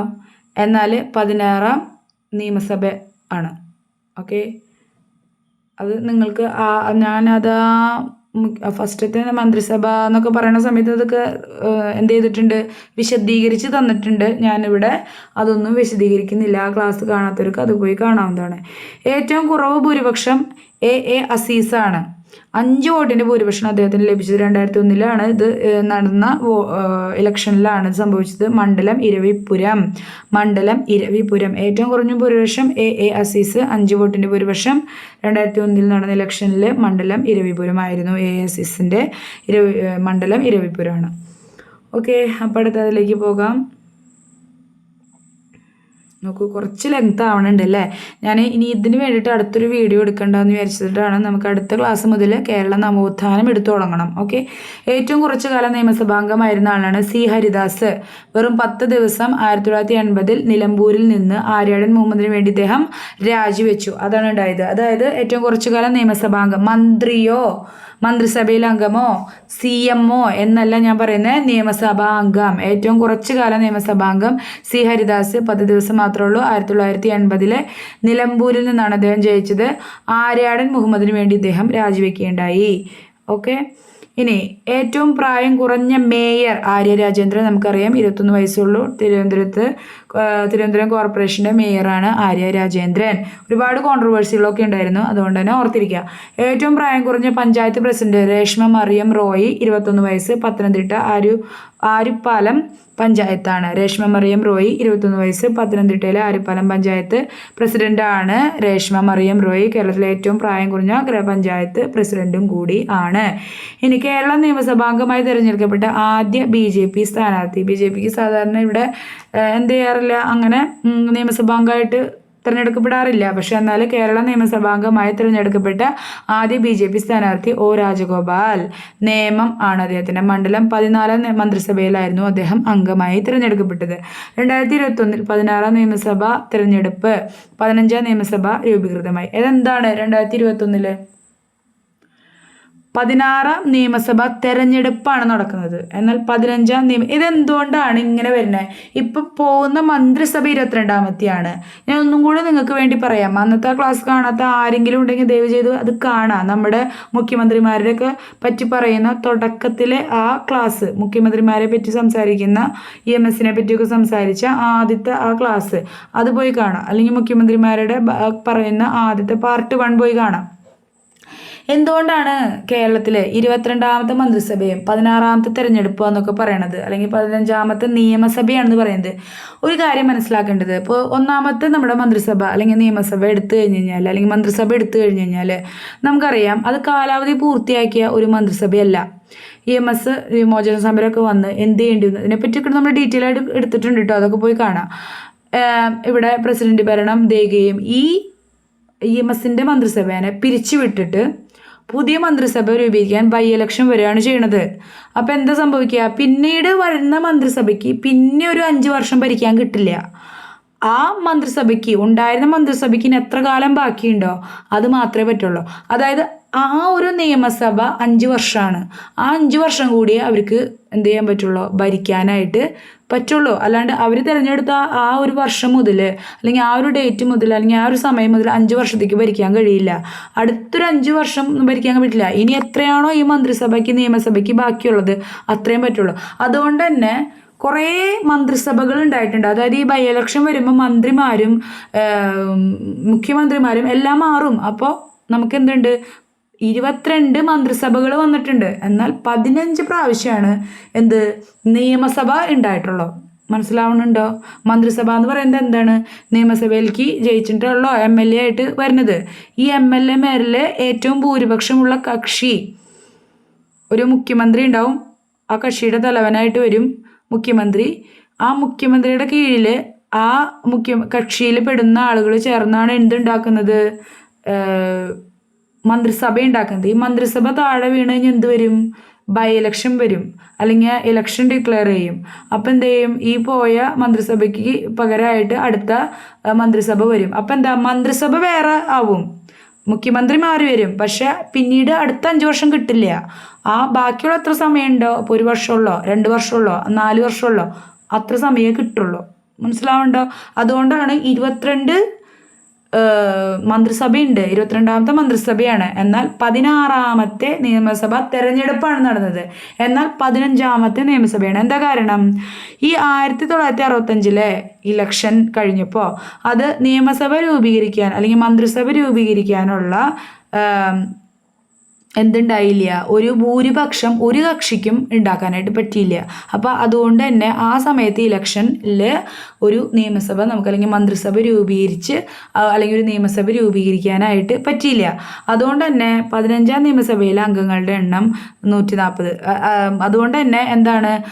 16ാം നിയമസഭ തിരഞ്ഞെടുപ്പാണെങ്കിലും 15ാം നിയമസഭയാണ് നടന്നുകൊണ്ടിരിക്കുന്നത്. 1965 ഇലക്ഷൻ എന്തായില്ല? ഗുണപരമായില്ല. ഒരാൾക്കും എന്ത് ചെയ്തില്ല? ഒരു ഭൂരിപക്ഷം ലഭിക്കാനായിട്ട് വന്നില്ല. അതുകൊണ്ട് തന്നെ എന്ത് സംഭവിച്ചു? അടുത്ത് തന്നെ വേറൊരു ഇലക്ഷൻ നടത്തി മന്ത്രിസഭ രൂപീകരിക്കേണ്ടതായിട്ട് വന്നു. ഓക്കെ. 15ാം നിയമസഭയിലെ അംഗങ്ങളുടെ എണ്ണം 140. 14ാം നിയമസഭയിലെ അംഗങ്ങളുടെ എണ്ണം 141 പ്ലസ് 1 ആംഗ്ലോ ഇന്ത്യൻ എന്തുണ്ടായിരുന്നു? അംഗം ഉണ്ടായിരുന്നു. പിന്നീട് 104ാമത്തെ ഭേദഗതി പ്രകാരം 2020 വന്ന അല്ലെങ്കിൽ 2020 ജനുവരി 25 മുതൽ പ്രാബല്യത്തിൽ എൻഫോഴ്സ് ചെയ്യപ്പെട്ട ഒരു ഭേദഗതിയാണ് 104ാം ഭേദഗതി. ഇതെന്ത് ചെയ്തു? ആംഗ്ലോ ഇന്ത്യൻ നോമിനേഷൻ എടുത്തു കളഞ്ഞു. ഇഷ്ടംപോലെ പ്രാവശ്യം ചോദിച്ചിട്ടുണ്ട് കേട്ടോ. ഈ പരീക്ഷയ്ക്ക് പോണ എല്ലാവരും ലിസ്റ്റ് 100 മുതലുള്ള ഇങ്ങോട്ടേക്കുള്ള എല്ലാ അമെൻമെൻറ്റ്സും നന്നായിട്ട് പഠിച്ചിട്ട് പോകണം. ചേരുംപിടി ചേർക്കാനായിട്ടും അല്ലാണ്ടും സ്റ്റേറ്റ്മെൻറ്റിലൊക്കെ ഇഷ്ടംപോലെ പ്രാവശ്യം ചോദിക്കുന്നുണ്ട്. 104ാമത്തെ ഭേദഗതി അല്ലെങ്കിൽ 103ാമത്തെ ഭേദഗതി എന്തായിരുന്നു? അല്ലെങ്കിൽ 104ാമത്തെ ഭേദഗതിയാണ് ആംഗ്ലോ ഇന്ത്യൻ. ഈ കഴിഞ്ഞ LSGIന് വരെ ചോദിച്ചിട്ടുണ്ട്. ഓക്കെ. അതുകൊണ്ടാണ് പറയുന്നത്. 14ാം നിയമസഭയിലെ അംഗങ്ങളുടെ എണ്ണം 141 ആയിരുന്നു. എന്നാൽ 15ാം നിയമസഭയിലെ അംഗങ്ങൾ 140 അതിനെന്താ കാരണം? ആംഗ്ലോ ഇന്ത്യൻ നോമിനേഷൻ എന്ത് ചെയ്തു? അത് ഗവർണർക്ക് നടത്താൻ കഴിയുന്ന കാര്യമാണ്. അത് നിർത്തലാക്കി. അതാണ് കാരണം കേട്ടോ. ഇനി ആംഗ്ലോ ഇന്ത്യൻ നോമിനേഷൻ നിർത്തലാക്കിയ ഭേദഗതി 104 നമ്മളത് കണ്ടു. ഫസ്റ്റ് ആംഗ്ലോ ഇന്ത്യൻ റെപ്രസെൻറ്റേറ്റീവ് ആരായിരുന്നു? William Hamilton. William Hamilton D'Cruz ആണ്. കേൾക്കുമ്പോൾ തന്നെ അറിയാം അല്ലേ? ഒരു ആംഗ്ലോ ഇന്ത്യൻ പേരാണത്. First Anglo Indian representative William Hamilton D'Cruz. ഏറ്റവും കൂടുതൽ കാലം ആംഗ്ലോ ഇന്ത്യൻ പ്രതിനിധിയായിരുന്ന ആള് സ്റ്റീഫൻ പാതുവ 4 വട്ടം. അവസാന ആംഗ്ലോ ഇന്ത്യൻ പ്രധാനി ജോൺ ഫെർണാണ്ടസ്. നമുക്ക് കേൾവിയുള്ളൊരു പേരാണ് ജോൺ ഫെർണാണ്ടസ്. 24th നിയമസഭയിൽ അദ്ദേഹം ആയിട്ടുണ്ടായിരുന്നു. ഇനി 14ാം നിയമസഭയിലെ ഏറ്റവും പ്രായം കൂടിയ അംഗം PJ ജോസഫ് 77 വയസ്സായിരുന്നു. അതുപോലെ തന്നെ മണ്ഡലം തൊടുപുഴയാണ്. 15ാം നിയമസഭയിൽ വനിതകൾ 11 പേരുണ്ട്. കേരള മന്ത്രിസഭ 23ാമത്തെ മന്ത്രിസഭയാണ്. 2022 മെയ് 20 മുതലാണ് അധികാരത്തിൽ വന്നത്. CM പിണറായി വിജയൻ. 22 അംഗങ്ങൾ, 17 പുതുമുഖങ്ങൾ. ഏറ്റവും കൂടുതൽ വനിതാ പ്രാതിനിധ്യമുള്ള മന്ത്രിസഭയാണ്. ഇപ്പോഴത്തെ 3 പേര് ഉണ്ട്. വനിതാ പ്രാതിനിധ്യമുള്ള മന്ത്രിസഭയാണ് കേട്ടോ. ഓക്കെ. നിയമസഭയിൽ 11 പേരാണ്. നമ്മൾ വനിതാ ശാക്തീകരണ ബില്ലൊക്കെ വന്നപ്പോൾ ഇനി 2029 മുതൽ എന്ത് വേണം? 2029 മുതലല്ല, അടുത്ത ഇലക്ഷൻ മുതൽ 50%, 30% എന്നാണ് ബില്ലിൽ കിടക്കുന്നത്. കേരളത്തിൽ അത് 50%. ഇതൊക്കെ നമുക്ക് അറിയാവുന്ന കാര്യങ്ങളാണ്. നോക്കൂ. ഇനി കേന്ദ്ര മന്ത്രിസഭയിൽ മലയാളി സാന്നിധ്യം. കേന്ദ്ര ക്യാബിനറ്റിൽ അംഗമായ ആദ്യ മലയാളി ഡോക്ടർ ജോൺ മത്തി. എന്താ ഈ ക്യാബിനറ്റ് എന്ന് ഉദ്ദേശിക്കുന്നത്? അവിടെ നമുക്കറിയാം ലോക്സഭയും രാജ്യസഭയൊക്കെ ഉണ്ട്. അവിടെ നമുക്കറിയാം ലോക്സഭയിലെ അംഗം തന്നെ ആവണമെന്നില്ല മന്ത്രിയൊന്നും ആവാനായിട്ട്. എന്തുണ്ടാവില്ല, ഒരു എലക്ഷൻ വരുമ്പോൾ നിയമസഭയിൽ വോട്ട് ചെയ്യേണ്ട ഒരു ഇത് വരുമ്പോൾ വോട്ട് ചെയ്യാനുള്ള അവകാശം ഉണ്ടാവില്ല എന്നുള്ളൂ. പക്ഷേ രാജ്യസഭയിലുള്ള അംഗമായാലും മന്ത്രിയോ പ്രധാനമന്ത്രിയൊക്കെ ആവാനായിട്ട് സാധിക്കും. അങ്ങനെ പ്രധാനമന്ത്രി ആയാലാണ് മൻമോഹൻ സിംഗ് എന്നൊക്കെ പറയുന്നത്, നമ്മുടെ പ്രധാനമന്ത്രി ആയിരുന്ന മൻമോഹൻ സിംഗ്. അപ്പോൾ മന്ത്രിമാർ ചേർന്നിട്ട് നമ്മളിവിടെ ഒരു മന്ത്രിസഭ ഉണ്ടാക്കല്ലേ, അതുപോലെ മന്ത്രിമാരായിട്ടുള്ള ആളുകൾ, ഉപമന്ത്രിമാരായിട്ടുള്ള ആളുകൾ, പ്രധാനമന്ത്രി ഒക്കെ ചേർന്നിട്ട് അവർ ചേർന്നുണ്ടാവുന്നതാണ് ഈ ക്യാബിനറ്റ് എന്ന് പറയുന്നത് കേട്ടോ. കേന്ദ്ര ക്യാബിനറ്റ് അത്ര മനസ്സിലാക്കിയിരിക്കുക. അപ്പോൾ കേന്ദ്ര ക്യാബിനറ്റിൽ അംഗമായ ആദ്യ മലയാളിയാണ് ഡോക്ടർ ജോൺ മത്തായി. അദ്ദേഹം ഏത് മണ്ഡലം അല്ലെങ്കിൽ എവിടെ നിന്ന് ജയിച്ചിട്ടാണ് ആദ്യത്തെ മന്ത്രിസഭയിലേക്കൊക്കെ വന്നതെന്ന് നിങ്ങൾ, മന്ത്രിസഭ എന്ന് ഉദ്ദേശിക്കുന്നത് ക്യാബിനറ്റിലേക്ക് വന്നതെന്ന് നിങ്ങളൊന്ന് ഓർമ്മയുണ്ടെങ്കിൽ, അറിയാവുന്നവരുണ്ടെങ്കിൽ പറയാട്ടോ. കേരളത്തിൽ നിന്നല്ല എന്തായാലും. കേന്ദ്രമന്ത്രിയായ ആദ്യ മലയാളി ഡോക്ടർ ജോൺ മത്തായി. ഇന്ത്യയുടെ പ്രതിരോധ മന്ത്രിയായ ആദ്യ മലയാളി VK കൃഷ്ണമേനോൻ. നേരെ പോയ ആന്റണിയിൽ നിന്നൊന്നും ആരും എഴുതി വെക്കരുത്. VK കൃഷ്ണമേനോനാണ് ഇന്ത്യയുടെ പ്രതിരോധ മന്ത്രിയായ ആദ്യ മലയാളി, VK കൃഷ്ണമേനോൻ. രണ്ടാമത്തെ മലയാളിയാണ് AK ആന്റണി. എന്നാൽ ഏറ്റവും കൂടുതൽ കാലം ഇന്ത്യയുടെ പ്രതിരോധ മന്ത്രിയായിരുന്ന വ്യക്തി, അത് കേരളത്തിൽ നിന്ന് വന്ന വ്യക്തി എന്ന് മാത്രമല്ല, ഏറ്റവും കൂടുതൽ കാലം ഇന്ത്യയുടെ പ്രതിരോധ മന്ത്രിയായിരുന്ന വ്യക്തി ആരായിരുന്നു? AK ആന്റണി ആണ്. ഇനി കേരളത്തിലെ ഭരണപരിഷ്കരണ കമ്മീഷൻ, ARC എന്ന് ഞാൻ ഉദ്ദേശിക്കുന്നത് അഡ്മിനിസ്ട്രേറ്റീവ് റിഫോം എന്താണ് കമ്മീഷൻ. ഓക്കെ, അഡ്മിനിസ്ട്രേഷൻ, നമ്മുടെ കേന്ദ്രത്തിലും ഇങ്ങനെയുള്ള അഡ്മിനിസ്ട്രേറ്റീവ് റിഫോം കമ്മീഷൻസ് ഉണ്ട്. കേരളത്തിലത് 4 വട്ടം വന്നിട്ടുണ്ട്. ഓക്കെ, ഇതിനെപ്പറ്റി നമ്മൾ സിവിക്സിൽ കുറച്ചുകൂടി നല്ല ഡീറ്റെയിൽ ആയിട്ട് പഠിക്കും. ഇവിടെ നമ്മൾ വളരെ ബേസിക് ആയിട്ടുള്ള കാര്യങ്ങൾ മാത്രമേ പറയുന്നുള്ളൂ. ഓക്കെ, ഒന്നാമത്തെ കേരള ഭരണപരിഷ്കരണ കമ്മീഷൻ എന്ന് പറയുന്നത് 1957 ആദ്യത്തെ, നമ്മുടെ നേരത്തെ ഞാൻ ചോദിച്ചിട്ടുണ്ടായിരുന്നു ആദ്യത്തെ EMS മന്ത്രിസഭ വന്ന വർഷം 1957 ഏപ്രിൽ 1 എന്ത് ചെയ്തത് വന്നത്. പിന്നെ അത് അവർ കൂടി ആദ്യത്തെ മന്ത്രിസഭ രൂപീകരിച്ച് സ്റ്റാർട്ട് ചെയ്തത് എപ്പോഴാണ്? ഏപ്രിൽ 27. ഇത് നിങ്ങൾ ഓർത്തിരിക്കുക. അപ്പോൾ അതിൻ്റെ ചെയർമാൻ EMS തന്നെയാണ്. രണ്ടാമത്തെ ഭരണപരിഷ്കരണ കമ്മീഷൻ കേരളത്തിൻ്റെ 1965 വന്നത്. 1965, അതായത് 57 ഒരു 7+1 കൂട്ടിക്കഴിഞ്ഞ് കഴിഞ്ഞാൽ നമുക്ക് 65 കിട്ടും. Chairman MK വെള്ളോടി. വിചാരിച്ച കളഞ്ഞേക്കരുത്, എപ്പോഴും CM ആയിരിക്കും അതിൻ്റെ ചെയർമാൻ എന്നൊന്നും വിചാരിക്കരുത്. രണ്ടാമത്തെ ഭരണപരിഷ്കരണ കമ്മീഷൻ്റെ ചെയർമാൻ MK വെള്ളോടിയാണ്. മൂന്നാമത്തെ ഭരണപരിഷ്കരണ കമ്മീഷൻ 1997 നോക്ക്, 57, 65, 97 ആലോചിച്ചുകൊണ്ടിരിക്കുക. 7 ചെയർമാൻ EK നായനാരാണ്. നാലാമത്തേതിൻ്റെ 2016 അത് കൊണ്ടുവന്നിട്ടുള്ളത് VS അച്യുതാനന്ദനാണ്. 2016 ഭരണപരിഷ്കരണ കമ്മീഷൻ്റെ ചെയർമാൻ VS അച്യുതാനന്ദൻ ആണ്. ഓക്കെ, അടുത്ത സ്ലൈഡിലോട്ട് പോയാലോ? സ്പീഡ് കൂടുന്നുണ്ടെങ്കിൽ സ്പീഡ് കുറച്ച് കാണാനായിട്ട് ശ്രദ്ധിക്കണേ. ഓക്കെ, ലോക കേരള സഭ എന്ന് പറഞ്ഞൊരു കോൺസെപ്റ്റ് ഉണ്ട്. നിങ്ങൾക്ക് എത്ര പേർക്ക് അറിയാം? വിദേശ മലയാളികൾക്ക് കേരളവുമായി സാംസ്കാരിക, സാമൂഹിക, സാമ്പത്തിക സമന്വയം സാധ്യമാക്കുന്നതിന് വേണ്ടിയിട്ട് രൂപീകരിച്ചിരിക്കുന്ന ഒരു പൊതുവേദിയാണ് ലോക കേരള സഭ. പ്രഥമ ലോക കേരള സഭ തിരുവനന്തപുരത്താണ് നടന്നത്. 2018 ജനുവരി 12. ആപ്തവാക്യം ഒന്നിക്കാം, സംവദിക്കാം, മുന്നേറാം എന്നുള്ളതാണ്.